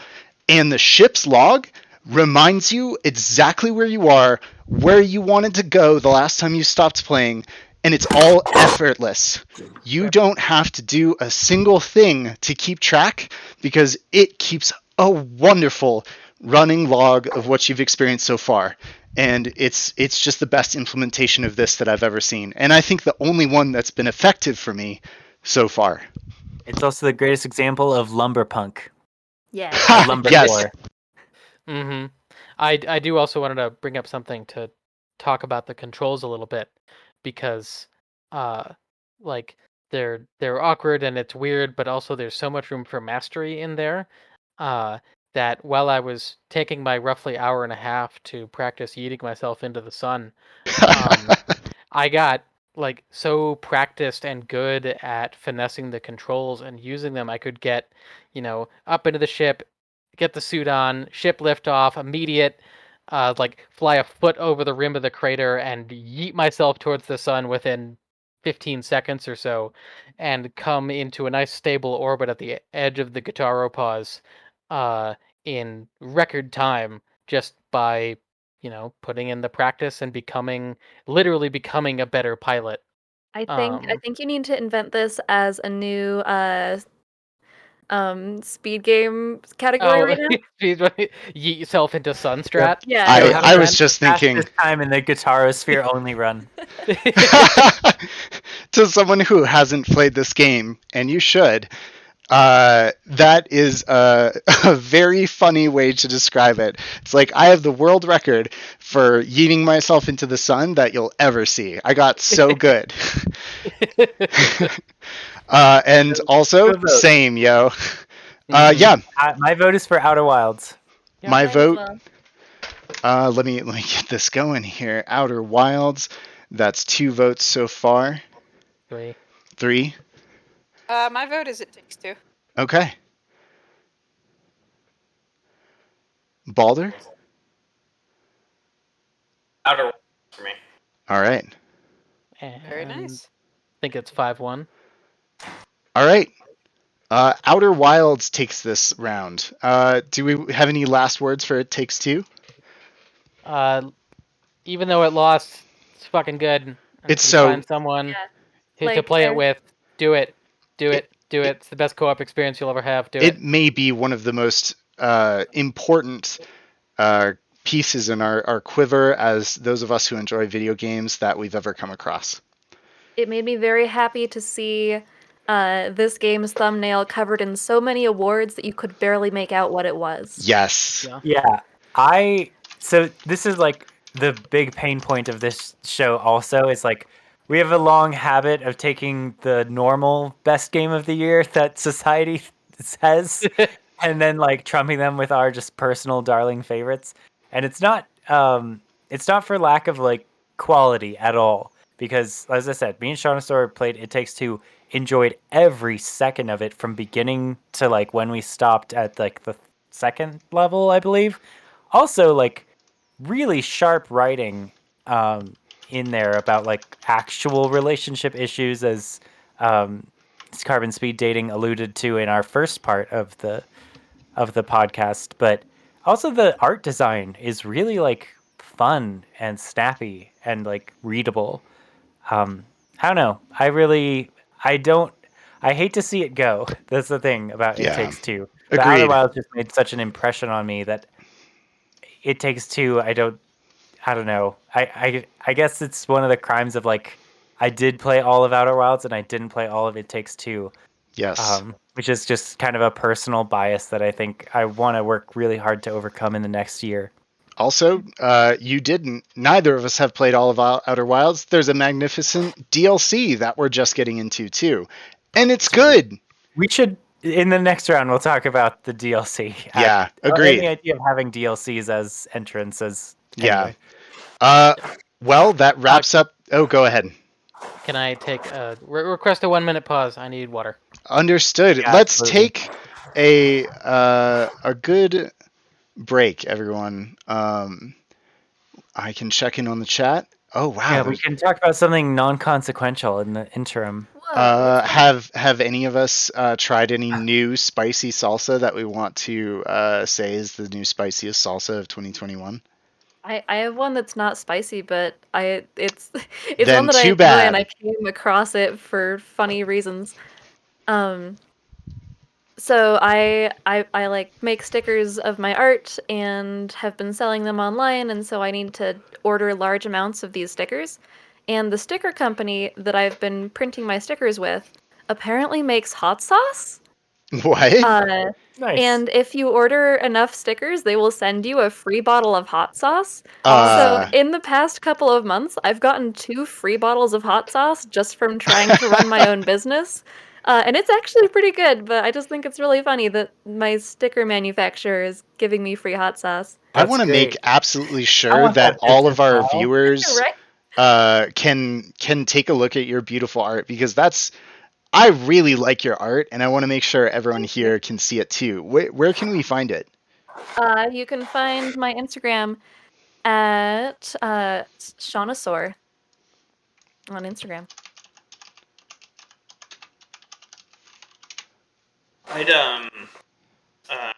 I'd like to have a discussion with the Hello, members yes, of I've this. Ooh, Thank you for plugging my art. I that- appreciate this. is that a wood carving? Can you go back? To Yeah, that? okay. The wood carving is not done by Ooh. me.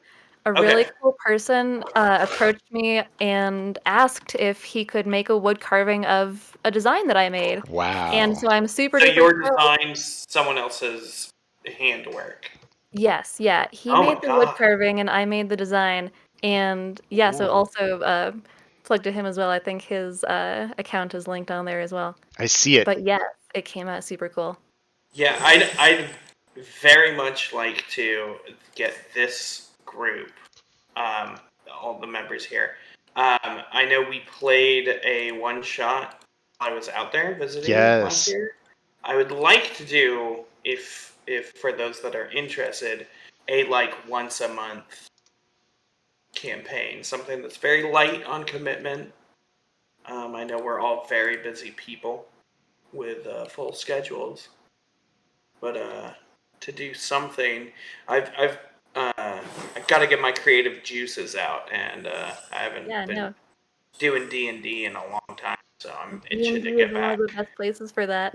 I know the emotion, and I want to say yes so badly. I'll put it that way. Okay. We'll see if we can think make it we happen. can just we should set a day like the podcast thing, but just for who can show up on that day will be part of it. Yeah. If you just set a hard day, I mean Fridays work best for us, I think. Freeform D&D is also very good. Yeah, like Notepad best pad. a campaign that's basically a string of one-shots, Yeah. just with recurring characters.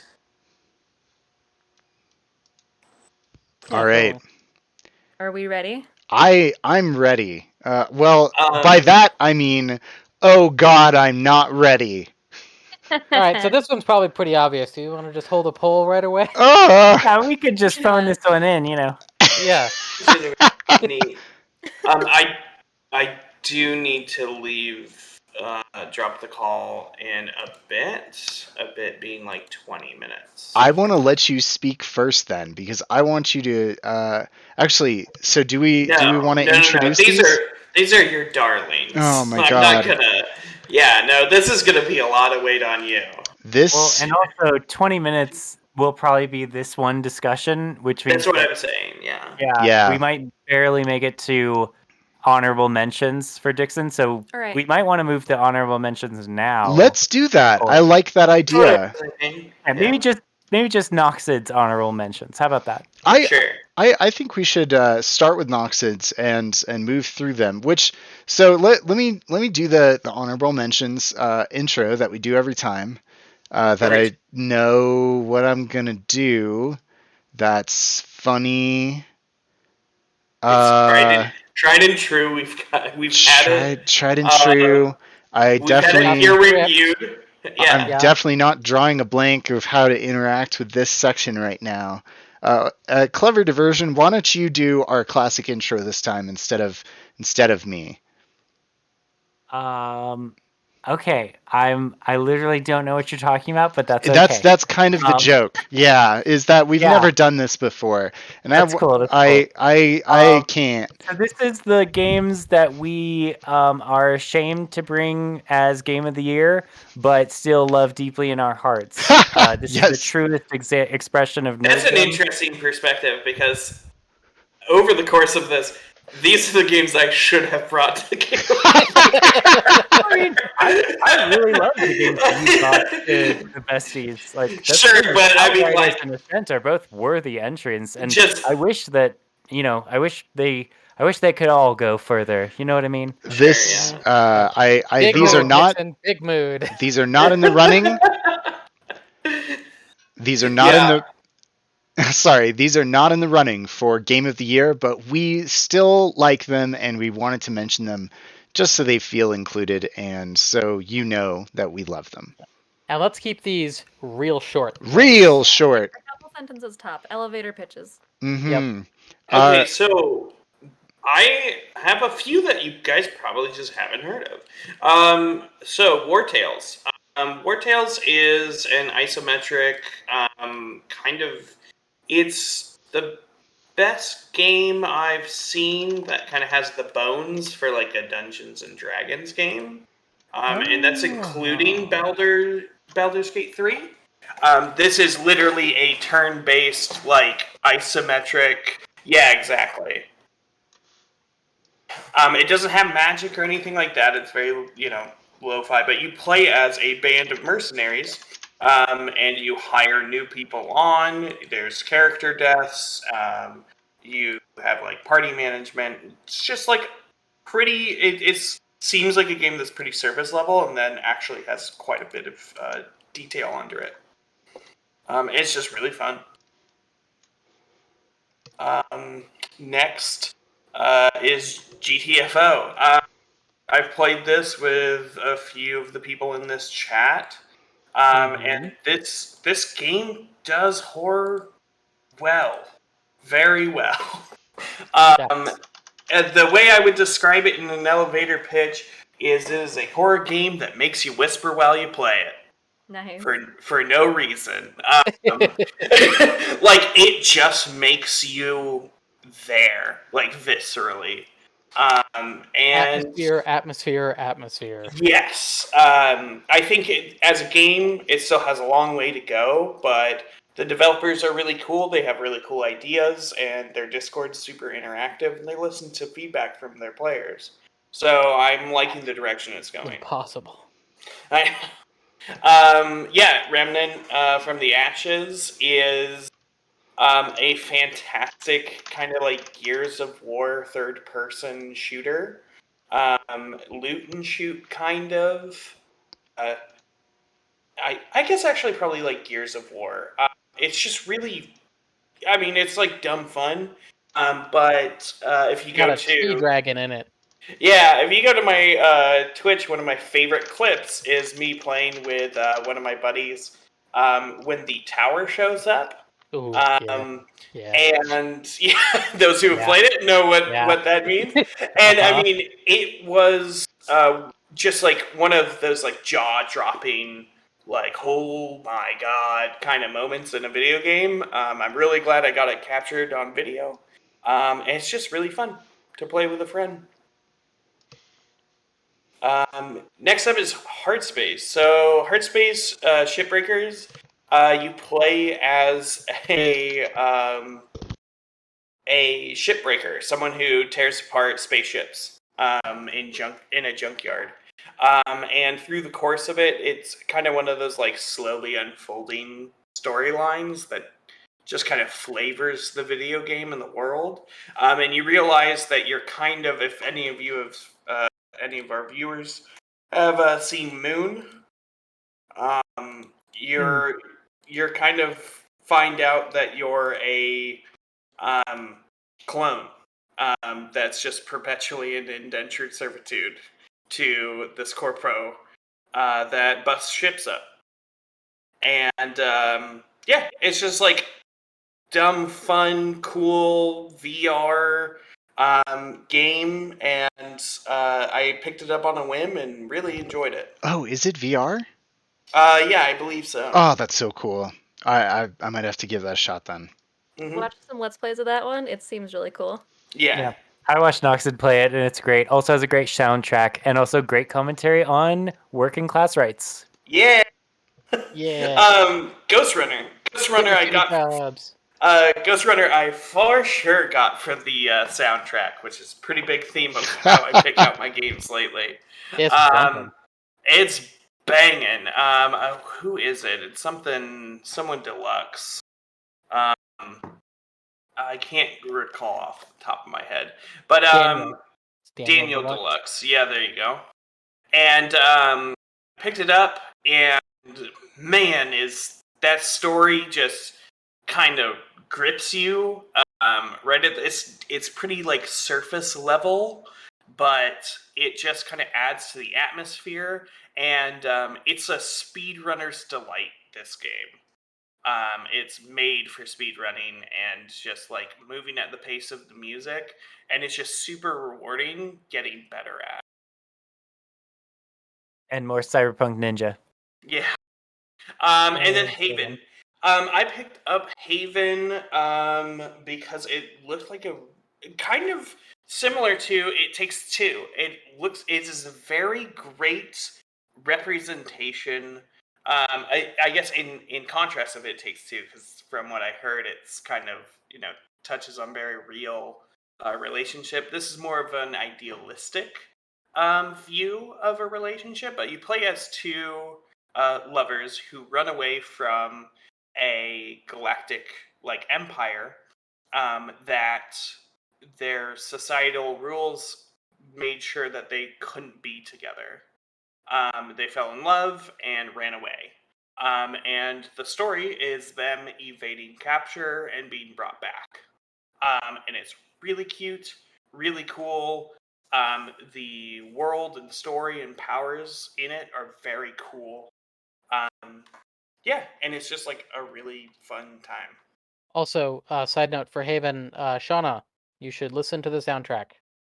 Yeah, It's not Haven. easier. Yeah, If you like I sh- lo-fi chill beats to read/study to, dang. Yeah, so I picked this up again because of the soundtrack. Thank you for reminding me. It's Very much done by Wild Playlist. Danger. It's done by Danger, who is a French DJ. Clever, I think I've shown you him. I love Danger. Yeah, Danger's and all of my names. he made a banger of a soundtrack for that game, and that's me. Yeah. Oh no, what's this? Oh, Okay, so this one's mine. To destroy the great mystery, to break the illusion.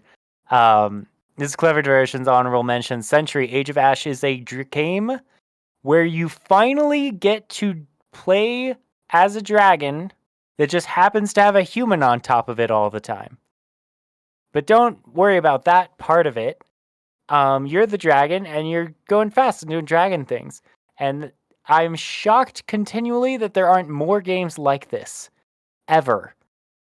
That's all I want. If anyone is like watching me play The Isle for the past like year and a half straight, there should be more games where you get to do this. Fly around as dragons. Yeah, it's a free-to-play model, which fits in very well with my long history of playing World of Tanks, World of Warships, and all these other things. And it's really fun. It's basically a helicopter simulator, as Sunless has pointed out, and I'm exceptionally good at it. I often get just like the win, like better than everyone else. So it feels great.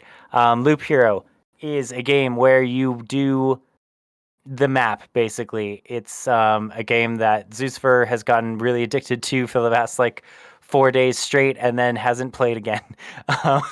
So yeah, but Loop Hero is picked up famously by that YouTuber that everyone loves, Northern Lion.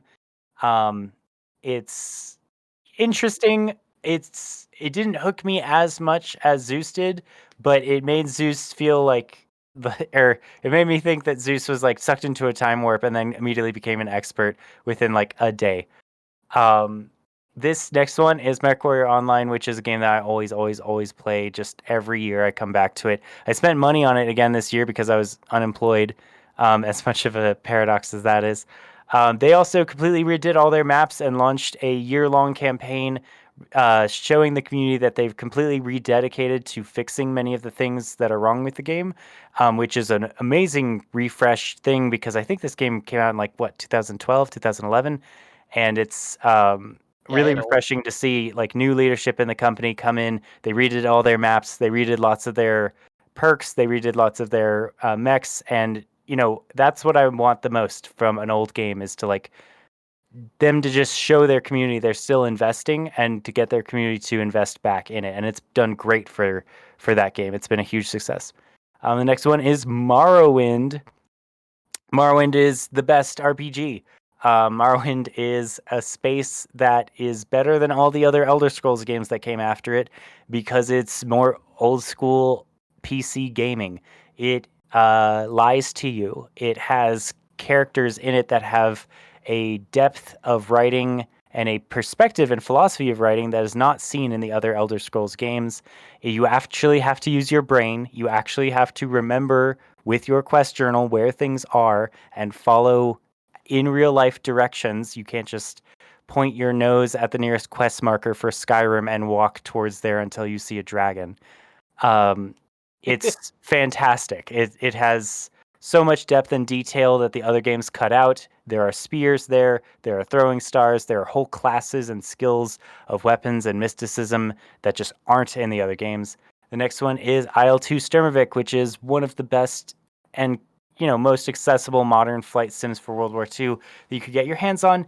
It's not as detailed and onerous as DCS, which means that you can get away with not buying $700 worth of HOTAS for it, but you still kind of do need track IR in order to really play the game, which is what's keeping me out of it right now. But they're also continually investing in that game. Just recently, they came out with the Skies Over Normandy, which is, for history nerds, extremely significant and important. I learn new history every time I pick up and play that game. Also, it's like my exact area of focus and what I want to make my profession out of. The next one is Subnautica. The other one is Planet Zoo. Planet Zoo is just really fun. I got into it for like a few months. I haven't played it since, but it's not for lack of trying. It's just because my grizzly bears glitched over the fence under the water and killed all of my sun bears, and that was horrible for me. So I got scarred. It was bad. Don't you just love it when that Yeah. happens? Planet Zoo is great because it features an actual marketplace online of animals, so that you can't get other animals or certain animals unless some other player puts them up. And it basically incentivizes this happy breeding program. I used to play the hell out of Roller Coaster Tycoon, and I never got into the Zoo series, but Shaunosaur has been kind enough to turn me onto it, and it's been really, really fun for about 3 months in the summer. And it really makes you bare your heart. So yeah, Subnautica. Uh, No laughs. That's all right. I'm sorry. I didn't hear. What was it? I said it really makes you bare your heart. They died. They had okay. a child. Yeah. Okay. Anyway, Shaunosaur will take the next honorable mention. Okay, so Subnautica is a game that I picked up over the summer. Someone pitched it to me as a game where it is essentially astrobiology, but marine biology, and you get to build stuff, you get to explore stuff. It's another one, it's similar to Outer Wilds in that nothing is really explained to you. And the core focus of the game is exploring and discovering things about the astrobiology on this planet. Which, when that was described to me, I was shocked at how it had taken me so long to pick up this game. But yeah, absolutely wonderful. Also, it has a lot of pretty scary monsters in it. I played it a lot until I got the big submarine and had to go deeper, and then I just too many scary monsters, so I put it aside for a while because I'm a wimp. Anyway, I'll get there. Don't worry. Sorry. Sable. Yeah, Sable is a game that came out relatively recently, and so I haven't put more than a couple of hours into it, but it is a beautiful game. It reminds me of a combination of Breath of the Wild or Rime or Myst, mixed with also very much Journey as well, which I just listed like several of my top favorite games ever in that list, and so this one is a wonderful addition to that list. The animation looks like a comic book that I would read and essentially want to do fan art of this very, very deeply. Also, the characters are really beautiful. The story is really beautiful. Essentially, you play as a 16-year-old going on a soul-searching quest across a desert. And it's open world, and the whole thing was made by 2 people, which again, I cry at how people are this good at making games. Anyways, the next one. Hold on. I want to share some things about Sable. Oh, I was yes. also going to bring it, but then you put it in your list. Yes, go ahead. Sable has 2 things that I want to mention. In that, it has immaculate vibes. They're so good. And B, some of the best descriptive writing I have seen in a video game, and like top 10 descriptive writing, period. Like if it was in a book, I would be like, wow, this is really, really good writing for this particular novel. I would love to read more of these person's descriptions of internal dialogue. But it's in a video game. So yeah, it's real good. Yeah. It is stunning. I'm loving it so far. I don't want it to end. And next is Legend of Zelda Breath of the Wild, which I put on here kind of as a joke, kind of not as a joke. It's a game that I'm surprised it's already been 5 years since it came out. Has it been 5 years or 4 years? It's been a shockingly long time. Is it 2017? Yes. 5 years. Yeah. I think about this game every single year. It continues to be the new bar by which I rate all other games. This game, yeah, it changed gaming, at least for me, and it continues to be something that I replay every year and love watching people play every single year. All right, Sunless, you're up. Hell yeah. 3. Riftbreaker. Riftbreaker is a top-down game that is combination like build your own base simulator a la Satisfactory, or in some ways Minecraft, but with mods, and various other things where you collect resources and build power and build your own base. And it's also half anti-horde combat murder, where you are in a giant exosuit and you have a power sword and you sweep it through 300 enemy monsters all at the same time. And it's also half, yes, I know that's 1.5 games. It's also half tower defense, where you use your resources in your base to build a bunch of towers and defend against said alien hordes. So it's a really, really fun gameplay loop where you collect resources and go on excursions in your exosuit and build towers and jump around the map. And it keeps you interested and engaged the whole time. And it also talks about environmentalism, which is fun.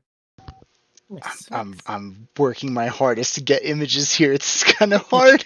To keep talking about No, it. it's I got it. Here we go. Okay, cool. That's Halo. Oh yeah, sorry. Yeah. Nailed it. Destiny 2. Hey, you actually got one for the latest season. Destiny 2, I put on here because I play it every year, and I play it a lot every year because it keeps being fun. Some of the best shooting you can play, and they keep getting better at making content. Their recent dungeons have been phenomenal. The recent story work has been real good. Their turn with Savathun is exciting, and I am deeply, deeply anticipating the expansion, and it might make my list for this year, depending on how it goes over. But it is, if you're into FPSs and don't mind a bit of the grind, it is a worthy investment of time. Next up, Horizon Zero Dawn. Yes, I know this came out in 2017, but I just got it on PC, so sue me. It's an adventure game where you fight / ride giant robot dinosaurs and explore a beautiful world and talk to characters, most of whom I actually like, and follow a storyline that legitimately had me guessing and wondering at what the next turn was and what the real cause of all the mystery is. And oh my god, did I mention the robot dinosaurs? They're way cool. And Like very, way, very big. They did scale excellent in this game. And they're how are they so to big. fight? They seem terrifying. They're so big and they're so cool and they're so scary. And some of them are like flaming lions that shoot fire at you. And Jesus Christ. And all I have is a bow. But yeah, it's super fun. And if you haven't picked it up because it was on PS4, it's on PC now. And it runs pretty good after they fixed it. Go play it. It's real good. I'm really glad that you enjoy playing that game because I enjoy watching you play it. I don't think I could play it myself. Is it all the giant robot crocodiles? All right. Next up is carbon speed dating. All right, yeah, no, for me, probably one of the games that I was most looking forward to this year was that just came out was Road 96.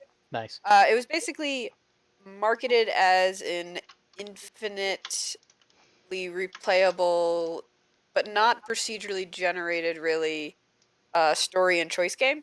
Where it's a choice game, but like each time you're playing, it's going to be unique. So each person who plays it will have a unique experience. Seeing some of it being played, I don't quite agree with how the marketing like portrayed it.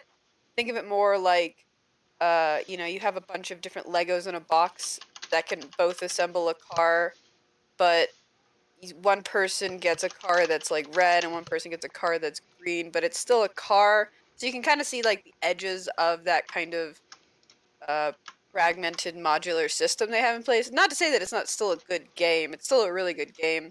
It's got a very interesting kind of mechanic when it comes to how it's kind of roguelike. It's got a very interesting long-term story going on with a couple of characters you meet over and over again, and it's one of the, in my opinion, one of the most fun parts is just seeing how each character is interconnected in this world. There's a lot of funny interactions. There's a lot of oddly menacing things that happen as well, and it's, I'll say that it surprised me in a good way. A lot of fun. I'm curious to see how it'll end, like the ending of the game. It's one of those games where I'm not entirely sure if they know how to end a game. Like it's the same way like if you watch a show or a movie and it's good, but is the ending going to make it lackluster? I'm curious to see how it's actually going to conclude because I'm a little worried it's going to be a little lackluster at the end. But overall, excellent game. And I like seeing these kind of games making just people making these kind of games more because they're exactly the sort of thing that I've been looking for. The other one is 12 Minutes. So 12 Minutes is a very strange game. I was so excited when I first saw this announced, just because I thought the setup was really interesting. Essentially, what it is you are this man who's currently on the ground being killed by that guy, but don't worry, it's fine because you're also stuck in a time loop. So every time you try to leave the apartment or you die, you reset the day or reset the last 12 minutes essentially. And it's a puzzle game, so you're like looking around to solve basically how to exit this time loop. In terms of story, it is a lot. I don't necessarily like where it went. The way I'd put it is the first 2 hours of this game are really, really good. And then it gets kind of weird. And Yeah. I'm not going to spoil it, but it gets a little odd in a not necessarily fun way. So I watch a lot of mystery stories. So once they revealed a couple of key details, I basically saw all the way through to the ending, and I didn't like the ending I saw. So it's slightly, it redeems itself with a lot of the mechanics it has, and it's very interesting how organic it is. And it was very fun to feel like, oh, came up with something brilliant. I shall try this idea, and then it works. But more often than not, I would be stuck for quite a bit of time. So I think I ended up spending 10 hours on this game, and I would argue that like 4 to 5 of those were me being stuck on literally the last clue. I'm kind of So in the I same boat. yeah, I so it was neat, and I liked the perspective. I liked the concept, but boy, did it not really deliver how I hoped it yeah, would. it's got Willem Dafoe in it. He plays the hitman guy. He's a lot of Oh yeah. fun. And the game reacts to you in very interesting ways.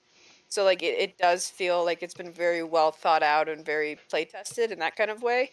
But in other ways, it has, in my opinion, it has perhaps too many red herrings for a puzzle game. So there are entire mechanics that like when I got to the end, I'm like, oh, so that wasn't important at all. Wonderful. Hmm. So, which isn't necessarily that much fun when you're stuck on a puzzle and you're like, well, when you realize looking back that there was no solution to that thing you spent an hour on. And I Really? also think, Can I ask yeah. what that was? Because I couldn't find any red herrings. Oh, I can name a few. Okay. I remember there were the big ones. I'm not going to spoil, but one of the big ones was if you look inside of vents, there's a vent in the bedroom that I thought was going to be important because you can put a candle in the vent and then it's lit up, and I was like, ha ha! I can connect the vents, and nope, that has nothing to do with anything. Huh. It's just Okay. there. Yeah. Interesting. There I was know there also was some stuff with the stove that I didn't play around with that they showed I. in the trailer. Oh Maybe no, there. I maybe don't think there's something you with can't. that. I don't Oh, believe can you you can not? interact with the stove. Okay. I tried many times to interact with the stove, and I don't. Yes, but Okay, I if we're believe gonna get that. to the nitty gritty, there was a Yeah. lot of Okay. and also one thing I will say in the game's favor was that uh, it introduces like concepts that you're supposed to explore in a very creative way. So if a character says something, you realize later that that was a hint of something you were supposed to do, and that was very satisfying in that same Yeah. kind of organic way. I think really what let the story down was two things. One is the story after you get to a certain like point, you start to realize what the story they're telling is, and I did not like that particular story they chose. And the other was one that it's twofold when it comes to the relationship between the man and his wife, who's the other woman in that picture. Uh, and it's basically two issues. One, and they're both related to the time loop element, and I think that they could have handled this a little bit better, but it's also something kind of inherent. One is something kind of technical, which is it's a time loop story, and she always wants to talk to you because in her world, you just showed up at home. But as the player, you're basically create this disconnect between the character and the player, where the character really cares about this woman, and I don't because she's bothering me and she's getting in the way of my playthrough, and I only really have like 2 minutes of in real time to do this puzzle, and you're getting in my way and you're stopping me, or you see me doing something I'm not supposed to do, and you get mad at me, and then it ruins the loop I'm in. So that's one reason. The other is that it uh, last bit. The other is that it um, I'm sorry, I lost my train of thought. It's Sorry. that's all right. The other is just that. Oh, well, that's all right. It's like I said, a little bit too disconnected when it comes to the character, like how the character acts or thinks about things, and how I, as a player, think or act about things. And it's just a little bit it just kind of ends up being a little more annoying than like you don't really grow the relationship with the wife as a result of the time loop. Instead, it just kind of comes back to like starting with having a potentially a positive experience, and it kind of becomes more annoying. Oh, and the other is just as a relationship, which this is take it or leave it, but um if you find out that your wife is lying to you at one for something at one point, it's very weird then to come back in the next loop and confront her about that, and then her just to lie straight to your face, which doesn't make you really care about somebody when you realize how easy it is for them to lie to you that carefully. Which, take that for what it is. That could be an interesting storytelling device. I just don't think that that was their intention with that, so it comes off a little odd. Sure. Mhm. Well, yeah. Next is me. And I'm bringing a couple games. The first of which is Far Cry New Dawn, which I know it's not the latest Far Cry, but the reason I'm bringing it is Far Cry continues to be one of the best co-op experiences with the Sunless that I've ever had, and this is just another one of those, and I like it, and I've enjoyed it. I'm not sure I'd enjoy it single player, but yeah, it's good. It's fun co-op. That's It's what fun counts. co-op. And the second of which is Here's the Storm, which is, somewhat divisive, but I have played more Heroes of the Storm this year than any other game, and I absolutely love it. It is the best MOBA that I've ever played, and I have a bit of hope with Microsoft purchasing the hodgepodge mess that Activision Blizzard has turned in. Maybe they'll show some support to my favorite game. But you know what? Only hope. Yeah, even if it stays the same for the next several years, I'll keep playing it because I really do like it. And that wraps up our honorable mentions. I'm sad to say goodbye to Baldur, but he would only bring me more pain in the next round. Thanks, honorable mentions. We may even see you again next year.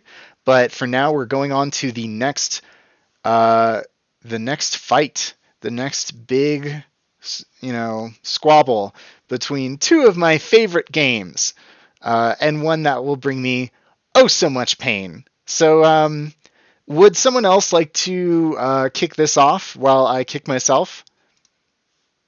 Nope, you can do it. Oh, God. We believe in you, Zeus. Okay, this is Inscription versus Death Stranding. We've talked, at length about Death Stranding when it was going up against Before we Short start, Hike. Oh, okay. What is the round going to be called? Mmm. Ooh, Will's Pain Zone. inner monsters and Sure. outer monsters. Ooh. Spook. I mean, there's a card term called standing in poker or in blackjack, so I want to call it Death Standing. That's pretty good. It's a bit of a Yeah. sketch, but I Yeah. think it'll work. There's If also you- a hand in poker that's called like Dead Man's Hand. Oh my God. Could we call it like? So I have another Hand. thing. Hand. If you look at that screenshot, there are two cards that lined up, and it says Squirky. And There I you kind of go. want to We call can call it squir- Squirky. This I is kind of want to call it Squirky. Squirky. Yeah, okay. Yeah, no, Squirky. Because it's like a Squirky deep wins. reference With Yeah. Squirky. that you have to be really like in the know to get, right? So it ties into Death Yeah. Stranding. It's like Yeah. games are art question mark for this one. Squirky. Yeah, save info. Wait, it's good. All right. With this name beautifully portrayed in its new nomenclature, we get into a round that is very dear to my heart. I decided to bring Inscription as one of my Game of the Year choices, and I'd like to give a brief overview of what it's about, which is difficult because this is one of those games that I wholeheartedly believe that you should play with as little knowledge of it as possible, because the experience of playing this game is truly wonderful. Much like Outer Wilds, it has a deep, beautiful amount of gameplay and has just this. It uses the modern craftsmanship of this new, beautiful art form to tell a story that I won't forget anytime soon. I it does things that I have never seen any other game do and approach, and every other game that I've seen try, if I were to see a game try to approach these concepts, I would expect it to be a game centered around those concepts, almost a tech demo or a demonstration of this concept. However, Inscription, even without these things, is a beautifully fun and engaging game that brings all of these concepts home by, good storytelling and beautiful motifs. And fighting this is clever diversions, Pokemon in the ring, Death Stranding, which we the talked at joke's on length. you, Will. Is Zeus? Is you have to do both. You Oh have to do the God, counter. Death You have to do the Stranding. veil where you like go behind the curtain and you're like, I now I'm someone else, and you come back out and you also do Death Stranding. Oh my gosh, Death Stranding is is the third game I brought for Game of the Year 2021. A beautiful, true game by Hideo Kojima. No holds barred. No one in the writer room telling Kojima that's a little weird. No, none of that. No one said no to him, and this is what we got, and it is buck For better wild or and worse. beautiful. Death Stranding is, as you heard before, very dear to my heart.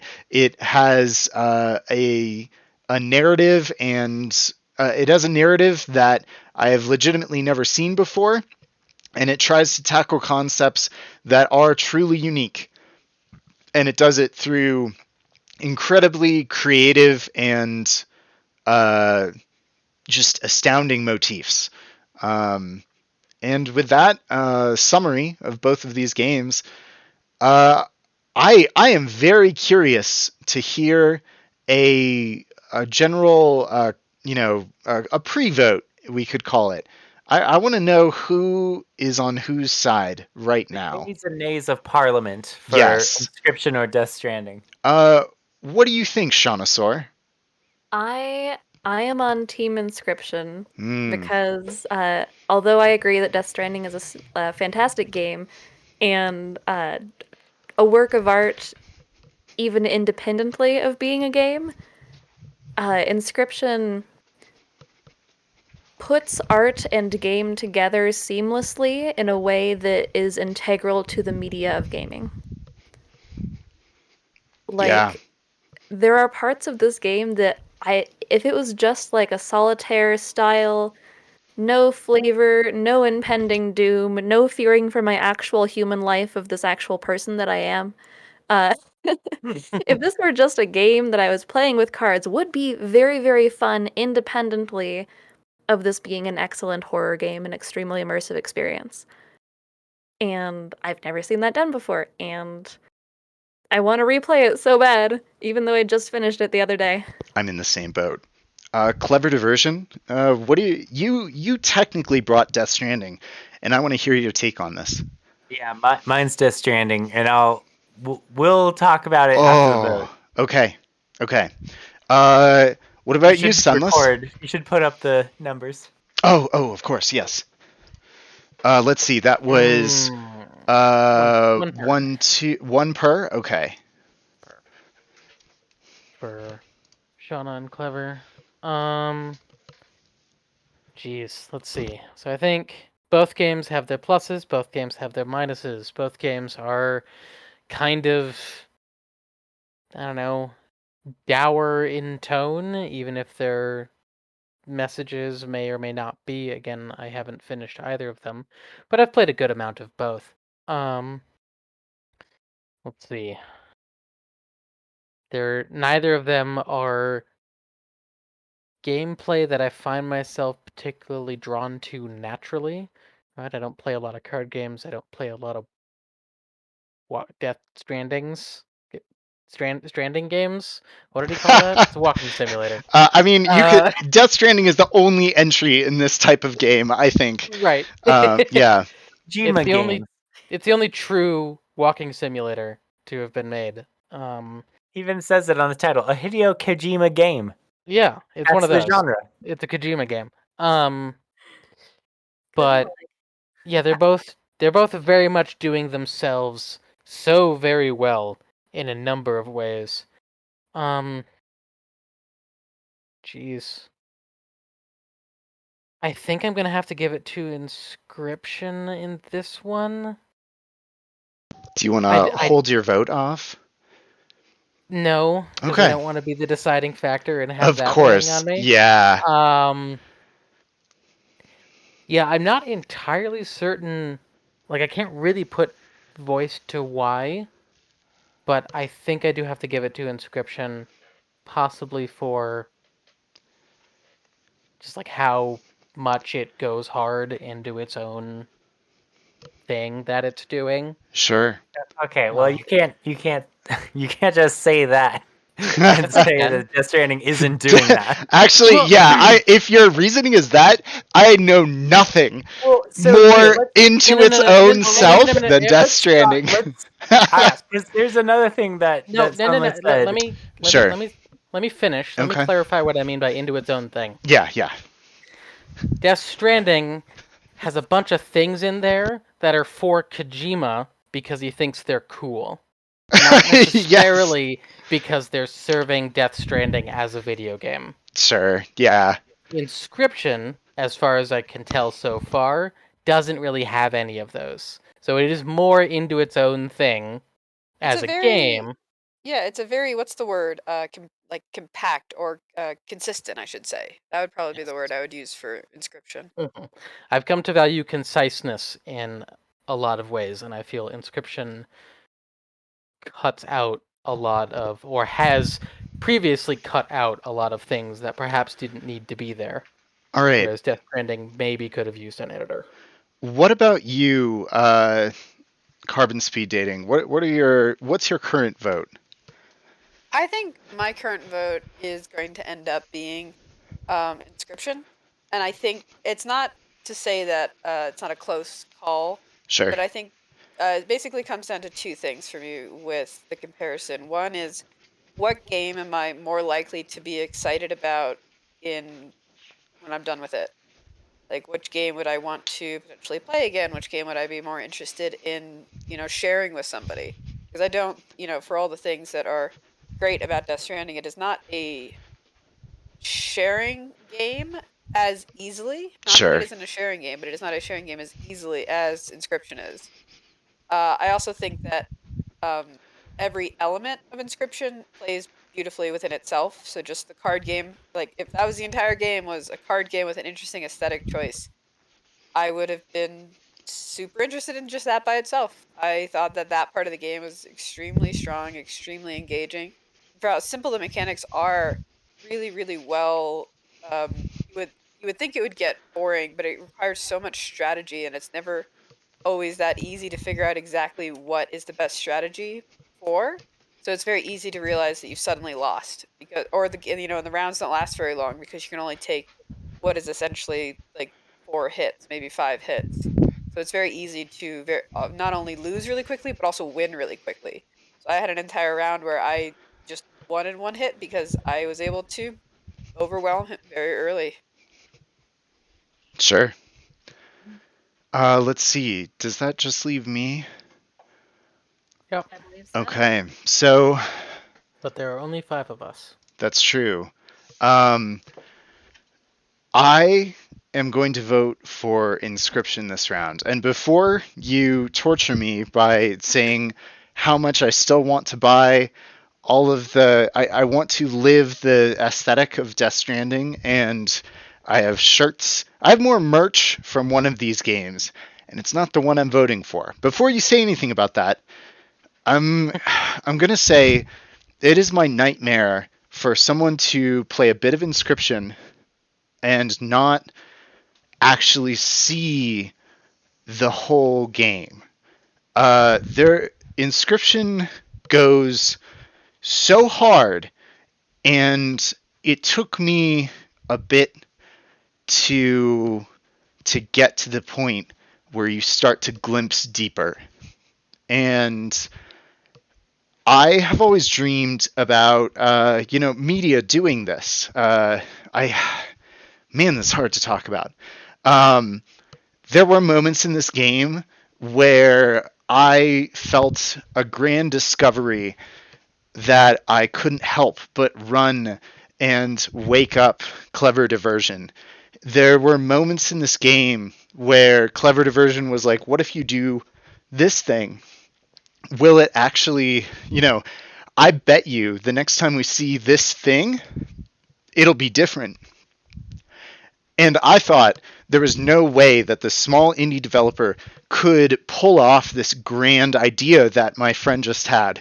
But then they pulled it off in such a way that astounded me. There are the pure attention to detail and the sheer amount of discovery to be made still about this game makes me want to play it so much. I know that I don't know everything about this game yet, and being at the point that I am, that really excites me. I feel like, despite how much Death Stranding surprised me and showed me very interesting sides of itself, I feel like Inscription has that sheer amount of discovery and attention to detail, and that I like it a lot, and I want to show everyone. Okay. Yeah. So I recognize that Death Stranding is outvoted, and that I am outvoted personally, but that's okay. The the thing that we said earlier, or that some of us was so kind to bring up, is they both have their pros and cons. But I'm struggling to think of what a con for Inscription might be, which I'm sure we'll get into in the finals. But, I have to decide how much advocacy to lend to Death Stranding versus how much eulogy to lend to Death Stranding. That's because a I good don't want point. it to go down without a fight, because I think it has I think there's an element of recency bias. I think that there's an element of the quote unquote indie darling idea, which, is something that we can fight for or not fight for. Personally, I think Inscription is like certainly more significant game here. But if Death Stranding came out this year and Inscription came out this year, I would be curious as to which game journalists would really put Inscription over Death Stranding in this instance. Partly because like Death Stranding had that struggle, that rockiness in its initial inception. But also, it had its director's cut is coming out pretty recently or in the future. And my siren song for Death Stranding is like, I think it's doing more important things, like capital I important, than Inscription is. But I also recognize that Inscription is just such a juggernaut this year, and it's like sweeping the top lists of almost every game journalist location that we're familiar with. Certainly Polygons. Yeah. Um, I want to talk about Death Stranding's director's cut, because it introduces something that I found quite appalling. It introduces what sounds like a thing that allows you to skip the game and skip all of the cannons. gameplay. The gameplay is this. Well, you know that I've always dreamed of games that make you take situations seriously.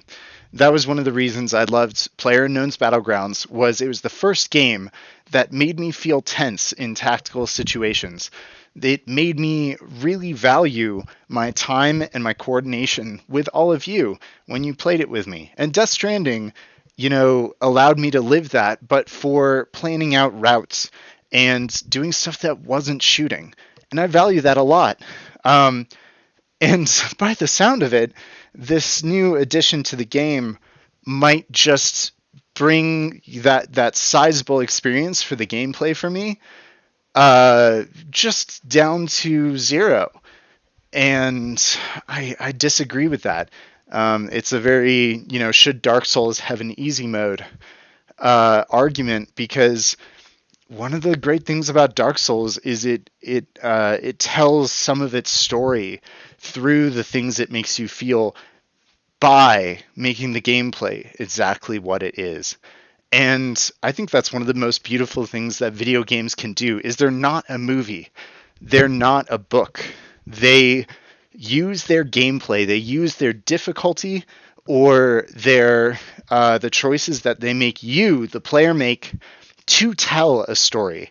And I find it appalling that a lot of people won't get that experience, won't get the importance of these events by ridding themselves as one of the major storytelling elements. Yeah, I think also like a name for this round could also be like gamer anxiety, which is both of these games have this feeling that if I show this to someone and they don't play it all the way through, they'll miss it and they'll think Yes. I'm stupid for liking it. And that fear was kind of what I was getting at a little bit earlier with the co-op idea, which is, you know, so much of the games that are left at the end of our besties are games that are like we care a lot about and we want to show other people, but that's an inherently vulnerable, like emotional position, because if they just played like the first hour and then never play it again, they won't get the art, which like causes us some like secondhand anxiety, you know, or like, oh no, like, you know, it's like having someone skip the best scene of a movie that's like your favorite movie, right? The meme online that's like, look, it's the best part of the movie, and they're looking at their phone. It's Yes. like the replacement for Sisyphus's torture isn't having his liver pecked out by an eagle. It's watching your favorite Netflix show with an eagle who doesn't care. So yeah, so like that's so much of what these last rounds are for us. And I feel that way very strongly about Death Stranding. The the things that, you know, draw me to vote for Death Stranding at the end for its eulogy and its totality completion is that I think that Death Stranding has in some ways like an important impact on people's life and their like overall perspective, which is a argument I will rhyme with in the next round, I'm sure. But Yes. Inscription can like challenge you as a gamer and like make you revolutionize your understanding of games as a medium, and that's nice. But like Death Stranding is touching on, you know, major themes of life and humanity, whereas Inscription is like not quite doing that same thing. And also like, you know, I do want to. I am curious about what Sunless's take on what the negatives of Inscription might be. But for me, like parts of the choices at the end of Inscription, I disagreed with. Parts of the choices in the, we referenced the film earlier. I found to be a little bit amateurish in its writing at the end. You know what I mean? Um, the choices gameplay wise, I completely agree with, that are amazing and revolutionary, and left me wanting more. But some of the actual writing, like the physical words, I found to be a little bit not satisfying to me. But then again, we haven't seen the end of Death Stranding because it's so long. So maybe that's Yeah.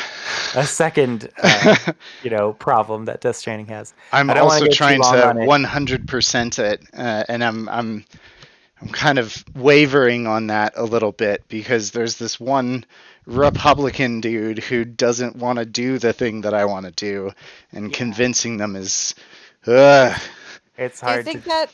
that is his vision of the writing though, that you That's a can't great point. 100% it? Like I worry about that kind of stuff because he is the kind of writer that would have included a character to completely screw over people that want to 100% the game. Oh boy.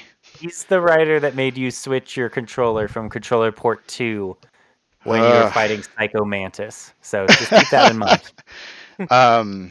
I think that Death Stranding is trying and somewhat succeeding to talk about the human condition and to make very poignant points about humanity as a whole, whereas Inscription is making a very good story that talks about video games in a new way, and does it very well. And it does really ask into question what we should vote for, because one of them is doing its darndest to push video games forward as art in a very obvious and a very showy way, Death Stranding, and one of them is something that could escape the eye, but is genuinely an incredible story. The Yeah. thing that I want to say about Inscription before Death Stranding, before this round ends, is my hot take on Inscription is that, without spoilers, it's an okay-ish story that's just presented really well. If that makes any sense. The Ooh. actual I things that are think happening in yeah. Inscription, I kind of saw coming a bit earlier than I'd like to have. I just think that the way it's revealed to us is revolutionary. Yeah, I see. feel like oftentimes games kind of end up doing that. Like, I would never necessarily say this is a discussion we had previously, which is this idea of the idea that a good game or a good story in a game is different than a good story. So there are plenty of great movies out there that are just great, but the bar we have for video game stories is very different. And I think potentially, to be honest, kind of low. There are so many great quote unquote great stories that people talk about in games, and then you actually see it. And I always feel a little bad when I feel like I saw the entire ending coming, really far. I remember, not to be too negative, but earlier, Sunless, when you were mentioning Horizon, I felt so bad because I figured out the entire plot of that game in the first 15 minutes. There was one cutscene, and I'm like, "Oh, that's what's happening," and I Oh figured out yeah. the whole thing. And I was like, "Okay, so now 60 hours for the game to slowly reveal the thing I already knew." And I think that's just because my expectations are coming from TV, coming from movies, Mhm. which already struggle to be surprising, let alone being surprising in a game where you have to present the story in a very condensed way, usually through cutscenes. Mhm. So Yeah. And I do think that parts of the story of Inscription could certainly have been written better, but also the bulk of the story is kind of it's not even, well, this is, I don't think this is spoilers. A lot of the story is uh hidden behind puzzles. And you have to excavate the story through the game. But I think the game itself is uh Zeus, when you were saying, oh yeah, one of these games is like an art piece on the nature of gaming, I was like, yeah, Inscription. And then you said Death Stranding, and I was like, whoa, hang on. Yeah. Well, that's the Like, thing about this that- round. Yeah, like Yeah, the they're both. thing with Inscription, like, I think a good way of describing Inscription without giving direct spoilers, but describing the energy of Inscription and the things that it makes you think about is if you've played Undertale, Inscription makes you think in similar-ish ways.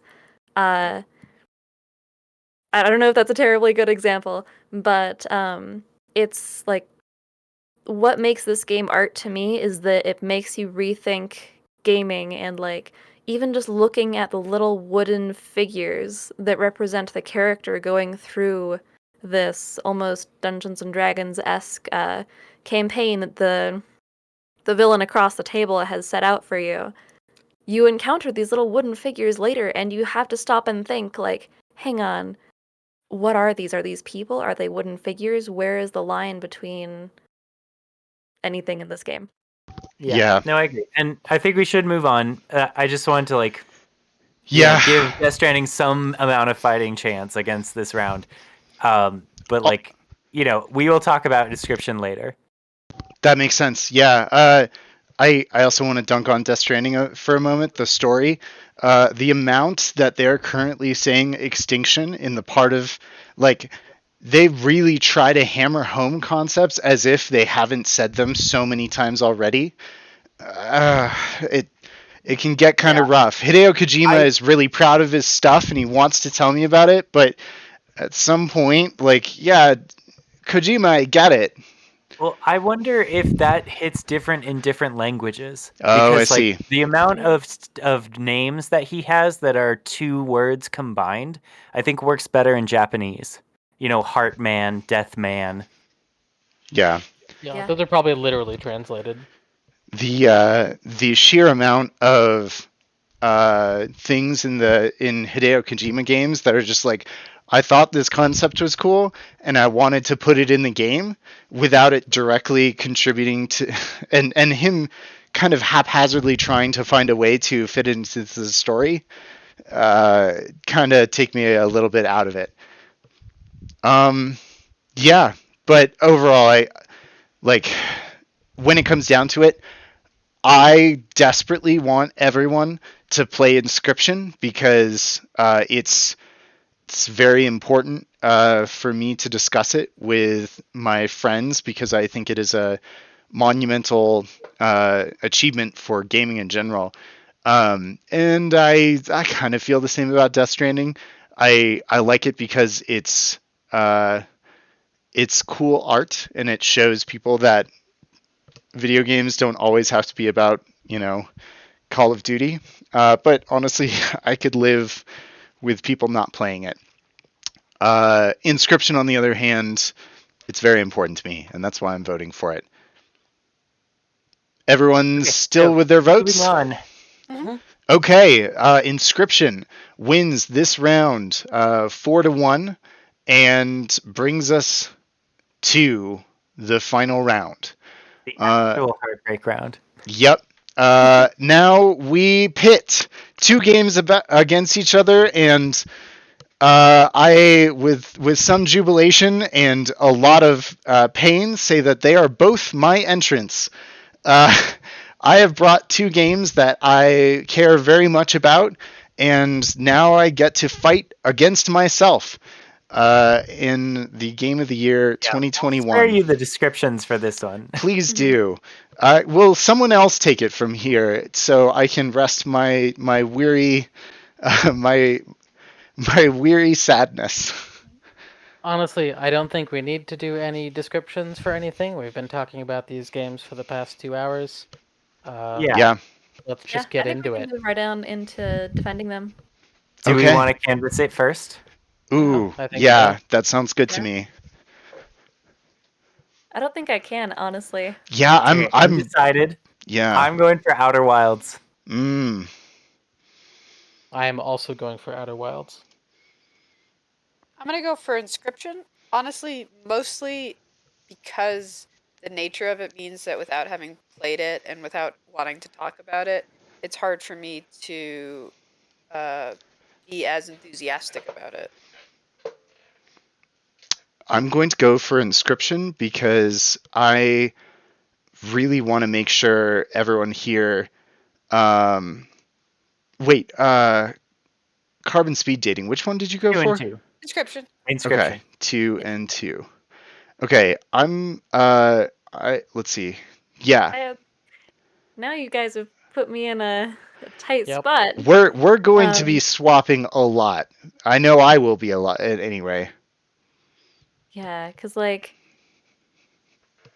my reasoning for holding off was also same as Carbon Speed Dating's thing, which is I haven't played as much of Outer Wilds as I have Inscription, and so I feel like I don't have the heart reaction to it that I would perhaps if I had finished it. And whereas Inscription, since it's still very fresh in my mind, and it also I think is just a very impactful and very important art piece as a game, um, has a big resonance with me. But I also want to give Outer Wilds a chance. I also worry a little bit about giving Inscription the Homestuck effect, which is what I like to call when you hype something so much that it stops being good, Sure. Hmm. or that new people to the medium will expect it to be an 11 out of 10 when actually it can only be a 10 out of 10. Yeah, Yeah. Alright. Should there's I that danger. Yeah. I think it is time for me to do the negative bit so that people can have that when they Sure. talk about things and why I voted for Outer Wilds instead of Inscription. Um, it's partly, I think, because I played Inscription wrong. Um, and also partly because perhaps Inscription helped me play it wrong. And Outer Wilds, like we said uh with Dixon, effortlessly and instantly took me into the what I feel is the correct mindset for playing Outer Wilds. Inscription, for me, I went in with the knowledge that I should expect nothing, right? Don't go in with preconceived notions, don't go in uh like knowing about it, don't do any of that. And so I went in not expecting anything, which I think was the wrong choice. Hearing people talk about Inscription, hearing people rave about what they loved about it makes me realize I should have gone in with expectations Interesting. Hmm. that then could have been subverted, right? That could have been Oh, wow, that's an overturned. interesting idea. Yeah. I went Yeah. into it eyes wide, blank stare, give me the game, let the game flow into my eyes and let me experience it. And so I essentially put myself next to the position of being surprised and so couldn't be surprised, right? I surprise because I wasn't expecting anything. Whatever happened was what was going to happen. Mm. Um and so I feel like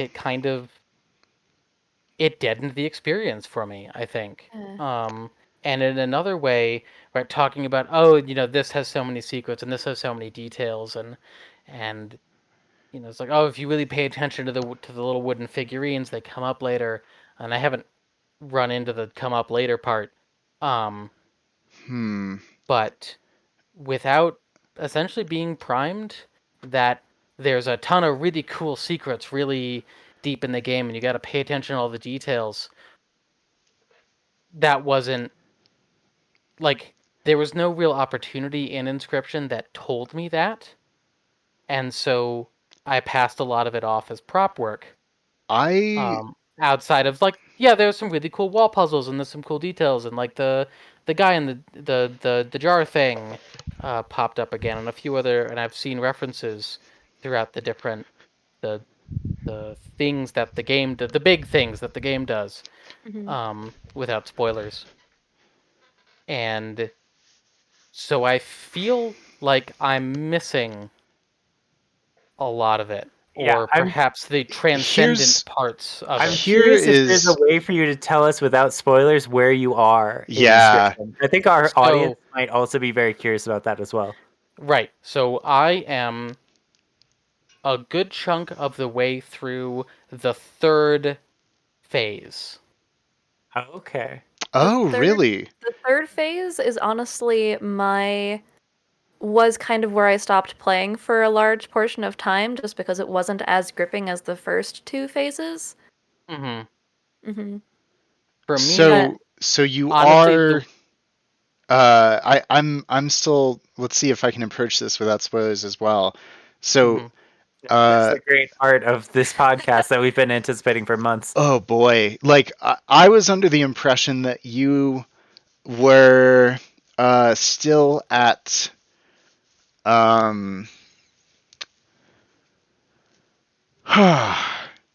man, okay. So phase 1 is the spooky card bit. Mm-hmm. Phase 2 is the variety card bit. Right. And Mm-hmm. phase 3 is the other spooky but not quite as much blue card bit. Yes, So blue is good. you are okay, so you have Oh yeah. okay. I can Okay. Blue. stand up in Blue the card. blue card bit. That's Yeah. That's okay. when I quit. I was under the impression you were still in the first phase. And this Oh no. this I changes rocketed through it. this changes the way that I see your argument, because what I was about to say is Talk about potentially. my fear is that people will play and will never get out, will never see this game for the things that it can bring. And I think the phases are one of the most impactful things that this game can bring. And I now that I was about to say you're not. I would understand where you're coming from, since you haven't seen phase 2 and you haven't seen how like the drastic changes that this game can make. But now I see your argument for uh, um, as far more impactful, because even with those pieces, uh, it didn't hit you quite like the way it did me. Yeah. I Because wish I it was very did, surprised. right? And like I my thing really with the little wooden figures, I don't mean to be implying that there is more to experience than what you did experience. It might be that the curtains are blue kind of thing. mm, yeah. But yeah, actually, I'm curious if there's a thing that I can say about the phase that you're at, because almost everyone who I've talked to about Inscription has stopped there for a while before coming back to it and finishing it, or has just stopped there. Hmm. I guess I'm just trying to figure out how much I can say. Well, Ed, I can just ask, right? Yeah. Huh? The ending is, I assume, better and or slash more meaningful slash ties it all together than phase 3. Yeah, I would say so. you Yeah. would say so. So one of the other things, and the reason I like, the real reason that I am sticking with Outer Wilds over Inscription on this one, is I actually kind of disagree with the artistic choice made in phase 2, Sure. with Gameplay the or visual? visual, the style Really? change. Okay. I would have really liked that to have the wildly different like narrative and tone change while Hmm. maintaining the perspective and aesthetic of phases 1 and 3. Oh, I Same. see. I I actually felt that way the second that it happened, but I didn't like. I don't know. I didn't trust myself enough to like say that out loud, because I was like, well, I should like this thing, right? You know, gamers like this thing, so I should Mhm. like it. It was just like phase 1 is so good at being immersive and I like know. I just missed finding phase one so much. I want to go and back. God, and Yeah. Yeah. finding the thing at the end of phase 1 in the way that you do, and using it the way that Yes. you do, dope. And then I click on the Yes. thing, and it's a game TM, right? Like I go Sure. from Yeah. immersive, dope, and it's interacting with the program in a way that's like, oh, the first phase 1 is this experience, and then oh yeah, you're actually in a in a program, and it does that great juxtaposition. And then phase 2 is just, it's a game. It's a game, and it's a game. Yeah, I see what you And Yeah, mean. I think. Yeah, It- I think we shouldn't go too much in detail, but I agree Mhm. with you completely. All right, I think I am gonna say the thing that I had to say about the differences between phase 1 and phase 3, which I think is important to Inscription as an art piece. Mhm. And I don't think it's a spoilery way of saying it, but phase 3 focuses on the mechanics of the card game and deliberately does away with a lot of the flavor text of phase 1. Mm. But it brings you feel that, like, you notice that it's not as scary. There isn't this life or death feeling while sitting at your computer. Mhm. Or at least that was my experience. Yeah. And but they talk, or the game really puts an emphasis on how a game is more than just mechanics. It's more than just cards. It's the emotions and the feeling that a game, as more than any other piece of media, can make you feel. Yeah, it is doing that intentionally and playing with it. You know, those feelings that you're feeling as a gamer right now are the point of the art, is they want you to feel that at that moment so they can contrast it later. Yeah, I think especially with phase 3, I think it's valuable to say that all of the gameplay choices are in order to tell this story. And one of the things I like the most about this game is how it plays with almost it places this pseudo developer in front of you and has that as a character. Uh, in phase 3, you look at the motives and you start to understand parts about the other two phases. And I think through these changes that the game goes through, it tells a very unique story with it that is spooky, but also compelling. Um, and I've always wanted, a piece of media to really play with its marketing and its storytelling in this way, and I've never seen it pulled off. Nonetheless, well. Sorry, Zeus, can we make that the name of this matchup? It's spooky, but also compelling. Yes. Okay, you're right. Sure. Yeah. Spooky games. Spooky. Ooh, also, we should put Outer Wilds up on our screens here too. You're That's right. Thank you. Let me grab Outer Wilds again. I really appreciate these insights because I am reconsidering my vote.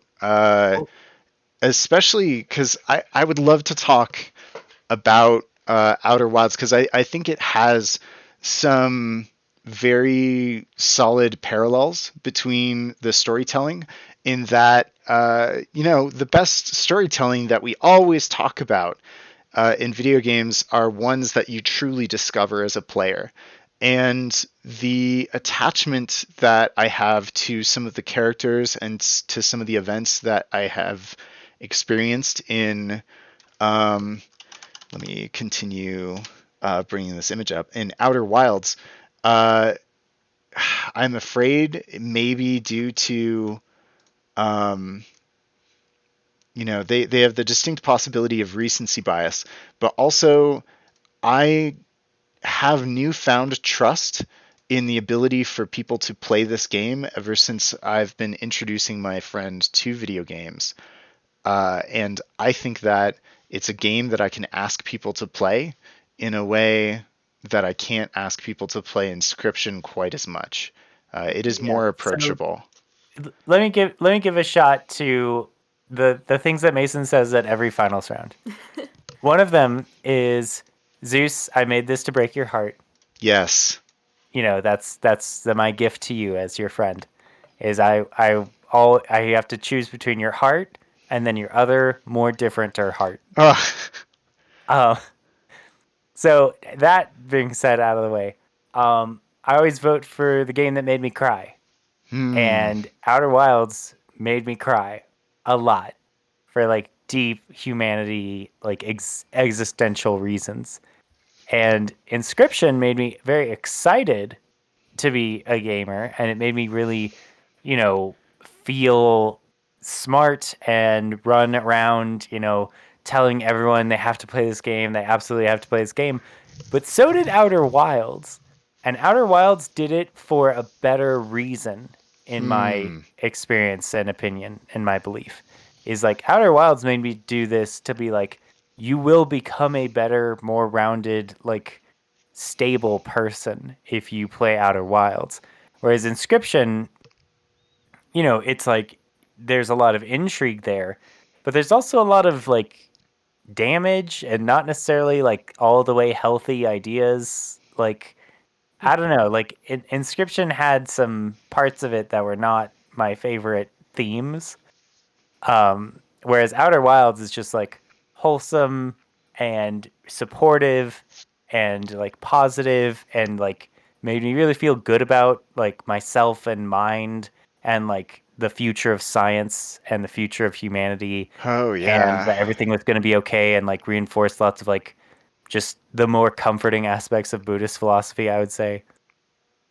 The sheer good feeling that you get out of seeing a supportive scientific community deal with problems is may swing my vote in its very core. Yeah, like I haven't once again, I have only played maybe 5 or 6 hours of Outer Wilds. Um and Inscription didn't make me cry, but it almost did, which is shocking to me. I very much almost cried. I always cried at Yeah. Inscription also. But There was a part of Inscription that did shake me, and the characters in this you do know more about by the end, and you yeah, become attached to them. I suppose I was more emotional than I expected I would be. Yes. But I really like that take of yours, Clever, about Outer Wilds being or was it Yuzu's? Outer Wilds being about a scientific community coming together around something and actually solving problems, which is kind of refreshing sometimes. Like I wish that I knew of another scientific community that could come together, or Yeah. other Yeah. kinds of communities that could come together around the things happening in solar systems that lead to s- other things happening in solar systems. Gee, I A wonder super why. obvious common uniting problem. Yeah. Hmm. So yeah, the psychology of that does sound really refreshing, and the music that it has in it, and music and emotion are very, very closely tied things. Oh my So God, and it's just so beautiful. Just sometimes I'd sit in places in this game and I'd look out and I'd marvel. Honestly, I think the last thing that I want to say about both of these games is to reference something that Zeus you say when you don't like a game is when you can see the hand of the writer, right? You Ah, see the developer. And to me, when I played, like, to be fair, I loved Inscription until phase two. Um, wow. when Okay. a lot of it turned into me seeing a developer on the other side of the screen going, isn't that cool? We did a thing, but you didn't expect that. And I was like, okay. And then Outer Wilds is just like I know conceptually there are a bunch of Of developers and course, of writers that course. made that thing, but like a good DM, I'm right there with them. I want to hear the story they're telling, and I'm not even paying attention to the human on the other side of the screen, right? It Yeah. hasn't yanked me out. It hasn't done anything. It's just been like, you want to find this out, right? And I'm like, I sure as hell do. Good mystery, guys. Let's figure it out.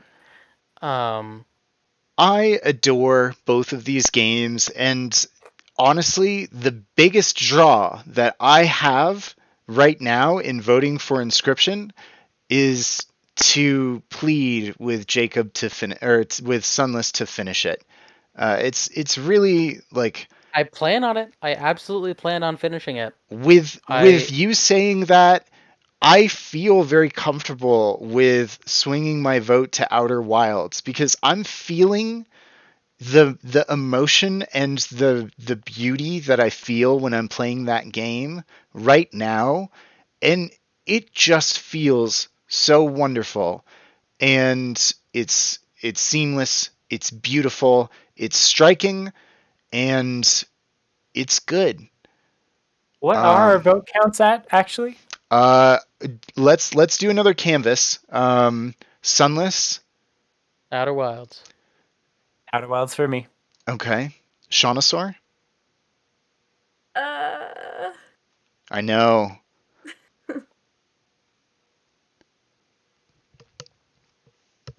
I mean, if we're not sure, we could continue arguing, because I can argue positive I mean- for Inscription as well. let me describe the fence that I'm sitting on. Please.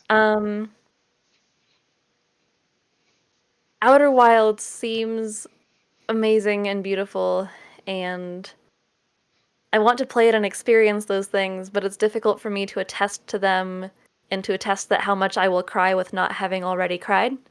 Yeah. And Inscription, it made me feel a wide range of emotions, from like actual fear for my life and like the possibly one of the best and most immersive and fun horror games I've ever played, to like joy at being like, oh, I'm actually gonna survive this. Haha, I've figured out your game, Mr. Man. To being like, oh, I'm actually like kind of sad at the end of this. Like, that's not an emotion I expected to You could feel say about this game. it gave you lots of experiences. What? I guess. Wait, No. explain that. But Or stimulation. oh, I see. Sorry. No, it's a It's a reference. Oh, okay. Uh, Gotcha. yes. Had to be To a there. wonderful character who is like my favorite. Yeah. But I'm guessing that a guy. character that I thought I would, not like, and then ended Yeah. up liking. yeah, and I guess like to mention the thing I mentioned a little while ago, this game reminds me of Undertale in a lot of ways. And Undertale is a game that did make me cry at several spots. And part of me is wondering if Inscription followed in those footsteps and like Sunless was saying, is pulls the curtain back maybe a little bit too much at certain spots and is like, aha, did you see the thing that I did? It was clever. And we're all like, yes, it was enjoyable. But it's still so good and I still love it very much. So Yeah. that's my fence. Ah, man. I mean, my argument for Inscription is that Inscription also makes you feel all those warm feelings. It's just at, the end. Like in the thing about Inscription's, like, I guess, story is it's that whole circle that you have to end, you have to finish it to get a lot of the stuff that the themes really make it clear at the end what the themes are. And if I talk about it anymore, I'll spoil it. Yeah. So like you just have to finish it. Like with both of these games, the only thing that we can say about them is you need to finish them, like all the way finish them. And that's why, my fear before this podcast was people not playing them or, having it be a partial thing. But I guess with Outer Wilds' new DLC, even our playthrough of Outer Wilds is now partial as well. That's right. Yeah. So no one has finished the whole thing of either of them. One thing I want to mention with Outer Wilds is I have a deep concern of people playing Outer Wilds and encountering certain things at the non-optimal points for the story. Like there's an absolutely beautiful moment that with prior knowledge you can reach before the time is right. And there are a few of these in the game, and it stresses me out to think of people encountering those before the story really wants to tell it to them. It's ripe for the correct and absolutely beautiful story points that I want to tell my friends about and talk to them about before you really are ready for them. And that's I think a point to its detriment is that I think that you can prime yourself to play the game in a way that won't be as fun. And that really stresses me out about a lot of games. Yeah.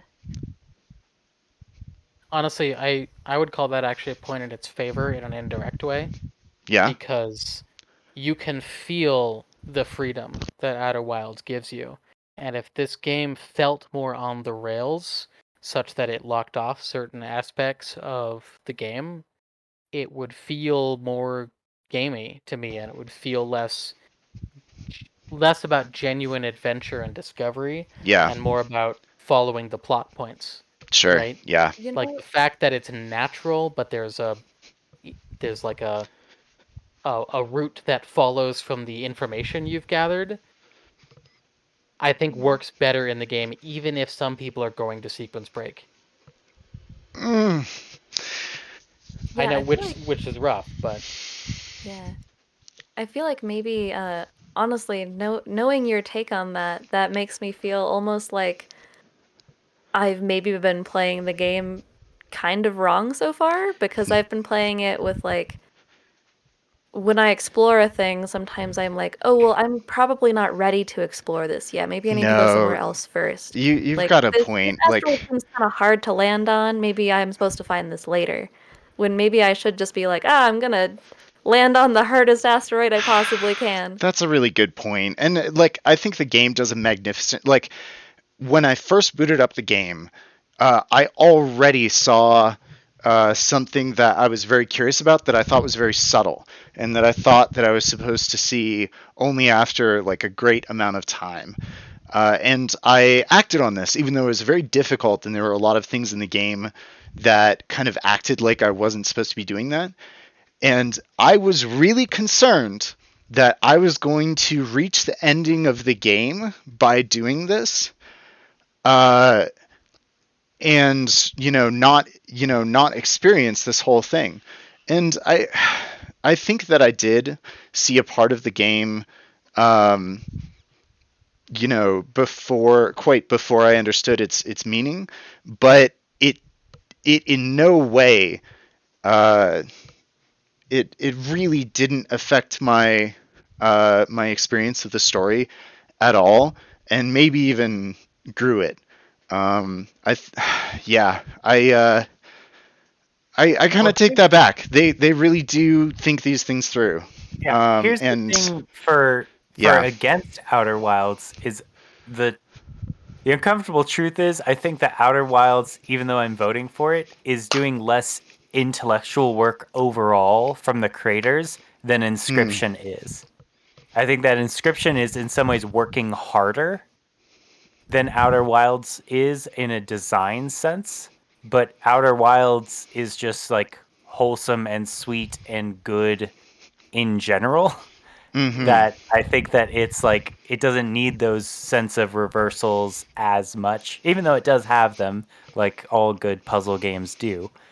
Um, but I think Inscription was like a more inspired project overall, than Outer Wilds ended up being. But Outer Wilds is just a solid idea in the first place. Can we stop calling Outer Wilds a puzzle game? Because I really disagree with that. Like, I think that boxing it into this genre might give people a much different impression of the game than I think that anyone's experience really points towards. I think that I want to call it You more want of to call it a a. mystery? I would call it a discovery game, or perhaps an Interesting. exploration game, because Oh yeah, uh, exploration. Exploration. I don't think that I thought about puzzles this entire time. The very implication of a puzzle is something being set before you and saying, this is something you will have to solve to get past me. And I never got that impression in this game. The sheer beauty of it is that you experience this in such a genuine way, and there is no abstraction of the world away from what it truly is. And the very beauty of the game is this discovery and this drive that you get to explore and I'm saying discover a lot, but the Yeah, I term think really that's a does really drive it home. insightful, sharp commentary because it isn't really a puzzle directly. Yeah, you could call any game a puzzle game. Yeah, it's all Um, self-generated, and I think and that it's very discovery-based. yeah, I think that it is far too inapplicable to this game to really call it that. Yeah, and I want to talk about sort of game design behind the scenes thing a little bit. With regards to Outer Wilds and like inspiration, effort, all that stuff. The seamlessness of the Outer Wilds experience is as much or more like intellectually impressive as the twists and turns of Inscription. Oh, Oh, I sure. see. So Inscription to has make it feel so subtle. Mm-hmm. yeah, Yeah. Inscription has a lot of obvious surface level work with its phases and its doodads and its what's-its. But Outer Wilds' effort and like the beauty of it is evident in that you don't see any seams. It's it's a weld, it's a weld of two metal sheets, so perfect you can't see any cracks. Um and you don't Yeah, even like notice that they're welded anymore, the best right? professionals make it look easy. Exactly. It's someone saying walking into a room and pushing a button and charging $195 for it. It's like, well, I could have pushed that button. It's like, yeah, well, it's $194 to hire me to know what button to push and $1 to push the button.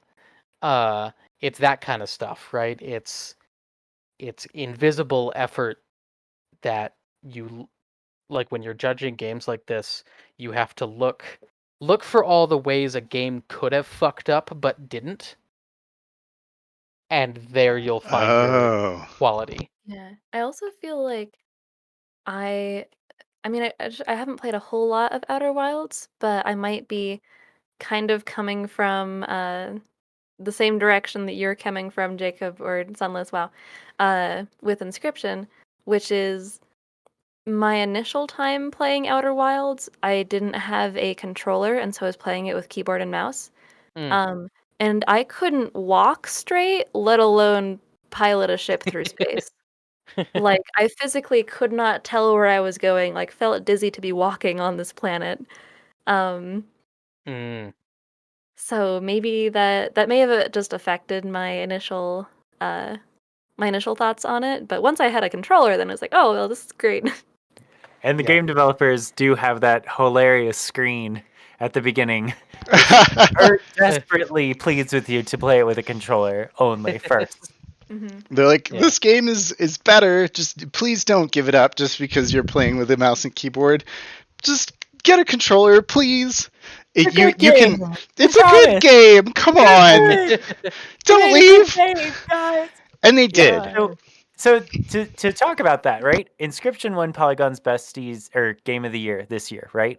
But Mhm. Outer Wilds was mentioned not so much earlier on the list for its DLC, and it was cited as the game of the decade.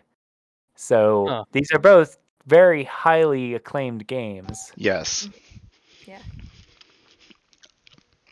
Oh my gosh, I really want to go play the DLC right now. No, but we should vote. I mean, Yeah. we have We to should vote vote. eventually, Yeah. and it's Agreed. been 3.5 hours. Vote in a quick reason. Sunless, please. Outer Wilds, for the reasons I've stated before, I think Wonderful. it is a more pure experience. Okay. Shanosaur.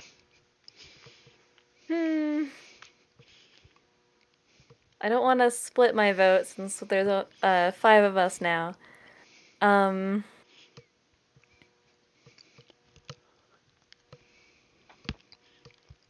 Should we come back? No, I need to make up Okay. my mind. That's fair.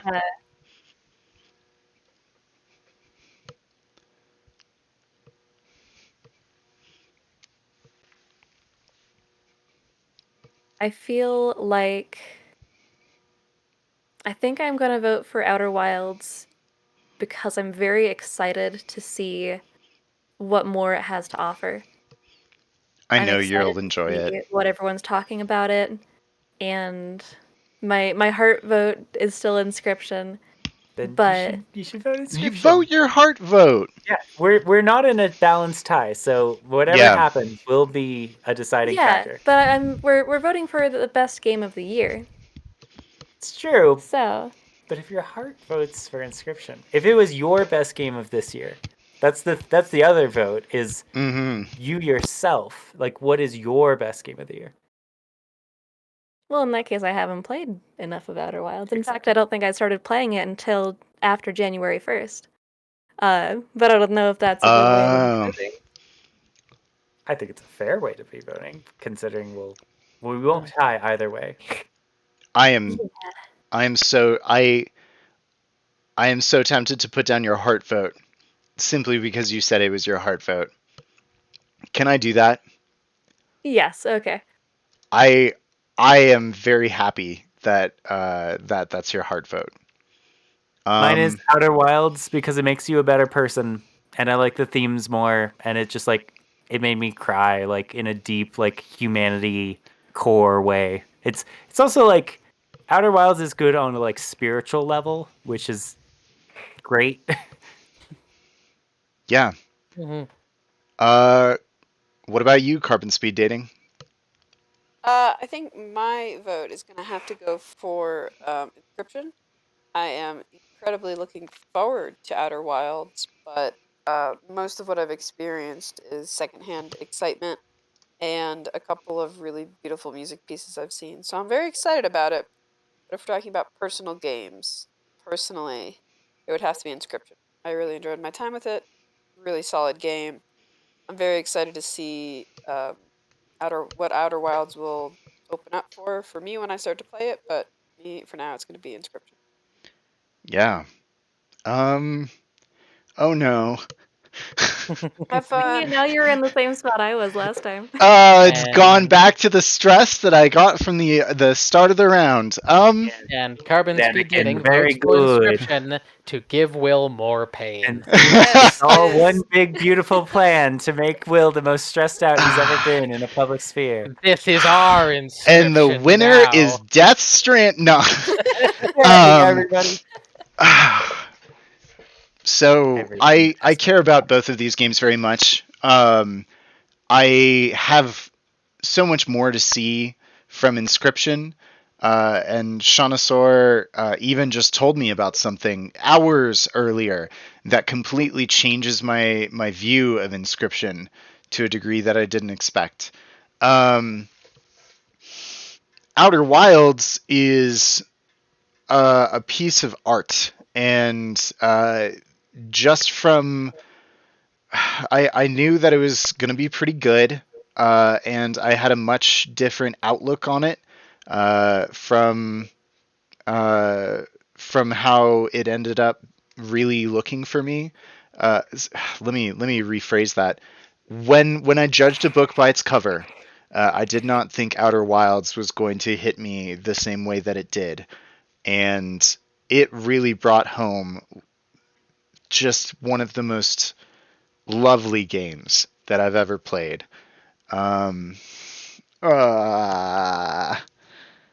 use your advice for me and go with your heart fit. Yeah. But also remember when Inscription made you like run around the house like up and down 3 times because of how crazy it was? And then Yeah. ask you those questions about your computer? Oh my gosh, you're right. Can I share something about Outer Wilds I didn't mention? Yeah, please. So, those of you here may know that I enjoy undertaking difficult gaming challenges for fun, and I know there's one in Outer Wilds, but the game's so good I kind of don't want to do it. Like, I was trying to do the thing, I was trying to accomplish the accomplishment, Yeah. and the whole time I was like, I actually kind of want to just be playing the game normally. Hell yeah. Like, I don't even want to be like, I want to do the hard thing because I said I was going to do the hard thing, and because it's hard and I want to do it. But like, kind of want to play the game more, you know? That makes me so happy to hear, and I'm voting Outer Wilds because of it. Yeah, Outer Wilds has a more cohesive, just this your seamless comment really hit me.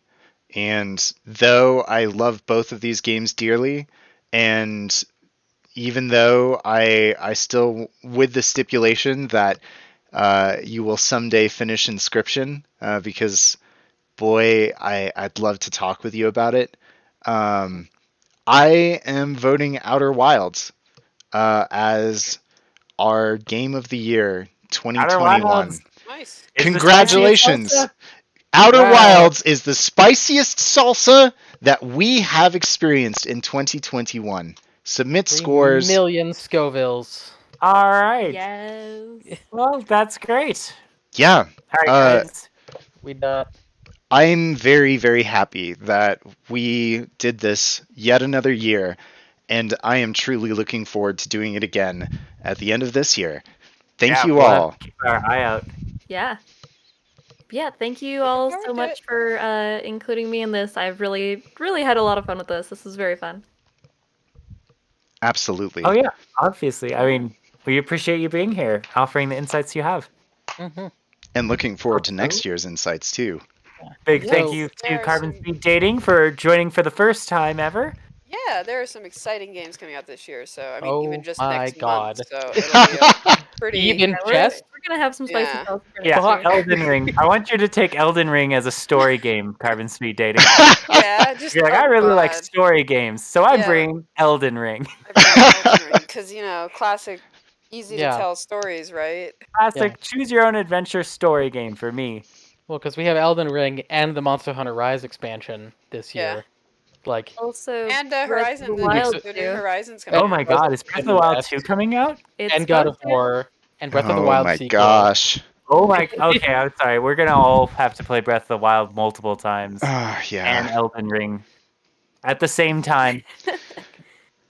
And this Legend of Zelda, Elden Ring. Can we look forward to our Legend game of the of Zelda, decade Elden Ring. game of the decade discussion too? Because we've got, Monster Hunter, one of the largest game franchises, versus, Outer Wilds. Oh my lord. Boy, this is going to be an exciting decade. And Yeah. not just All right. because of the world's happenings. Yeah. Well, thank you guys so much for tuning in for the longest. If you've made it this far, truly, truly, thank you from the bottom of my heart. And I Congratulations will on see you guys later. In the interest of time, stick around the channel and feel free to check out Sonosaurus's art, Zeus's very good streams and videos that are now getting a massive increase in their scope as he progresses through his graduate career. Thank Be you. sure to play the video games that are created by Sunless, the Pokemon video games, and the delightful story games created by Carbon Speed Dating, which we shall link in of the YouTube video. All right. Thank you very much. Bye. Thank you. Bye. Bye. Bye.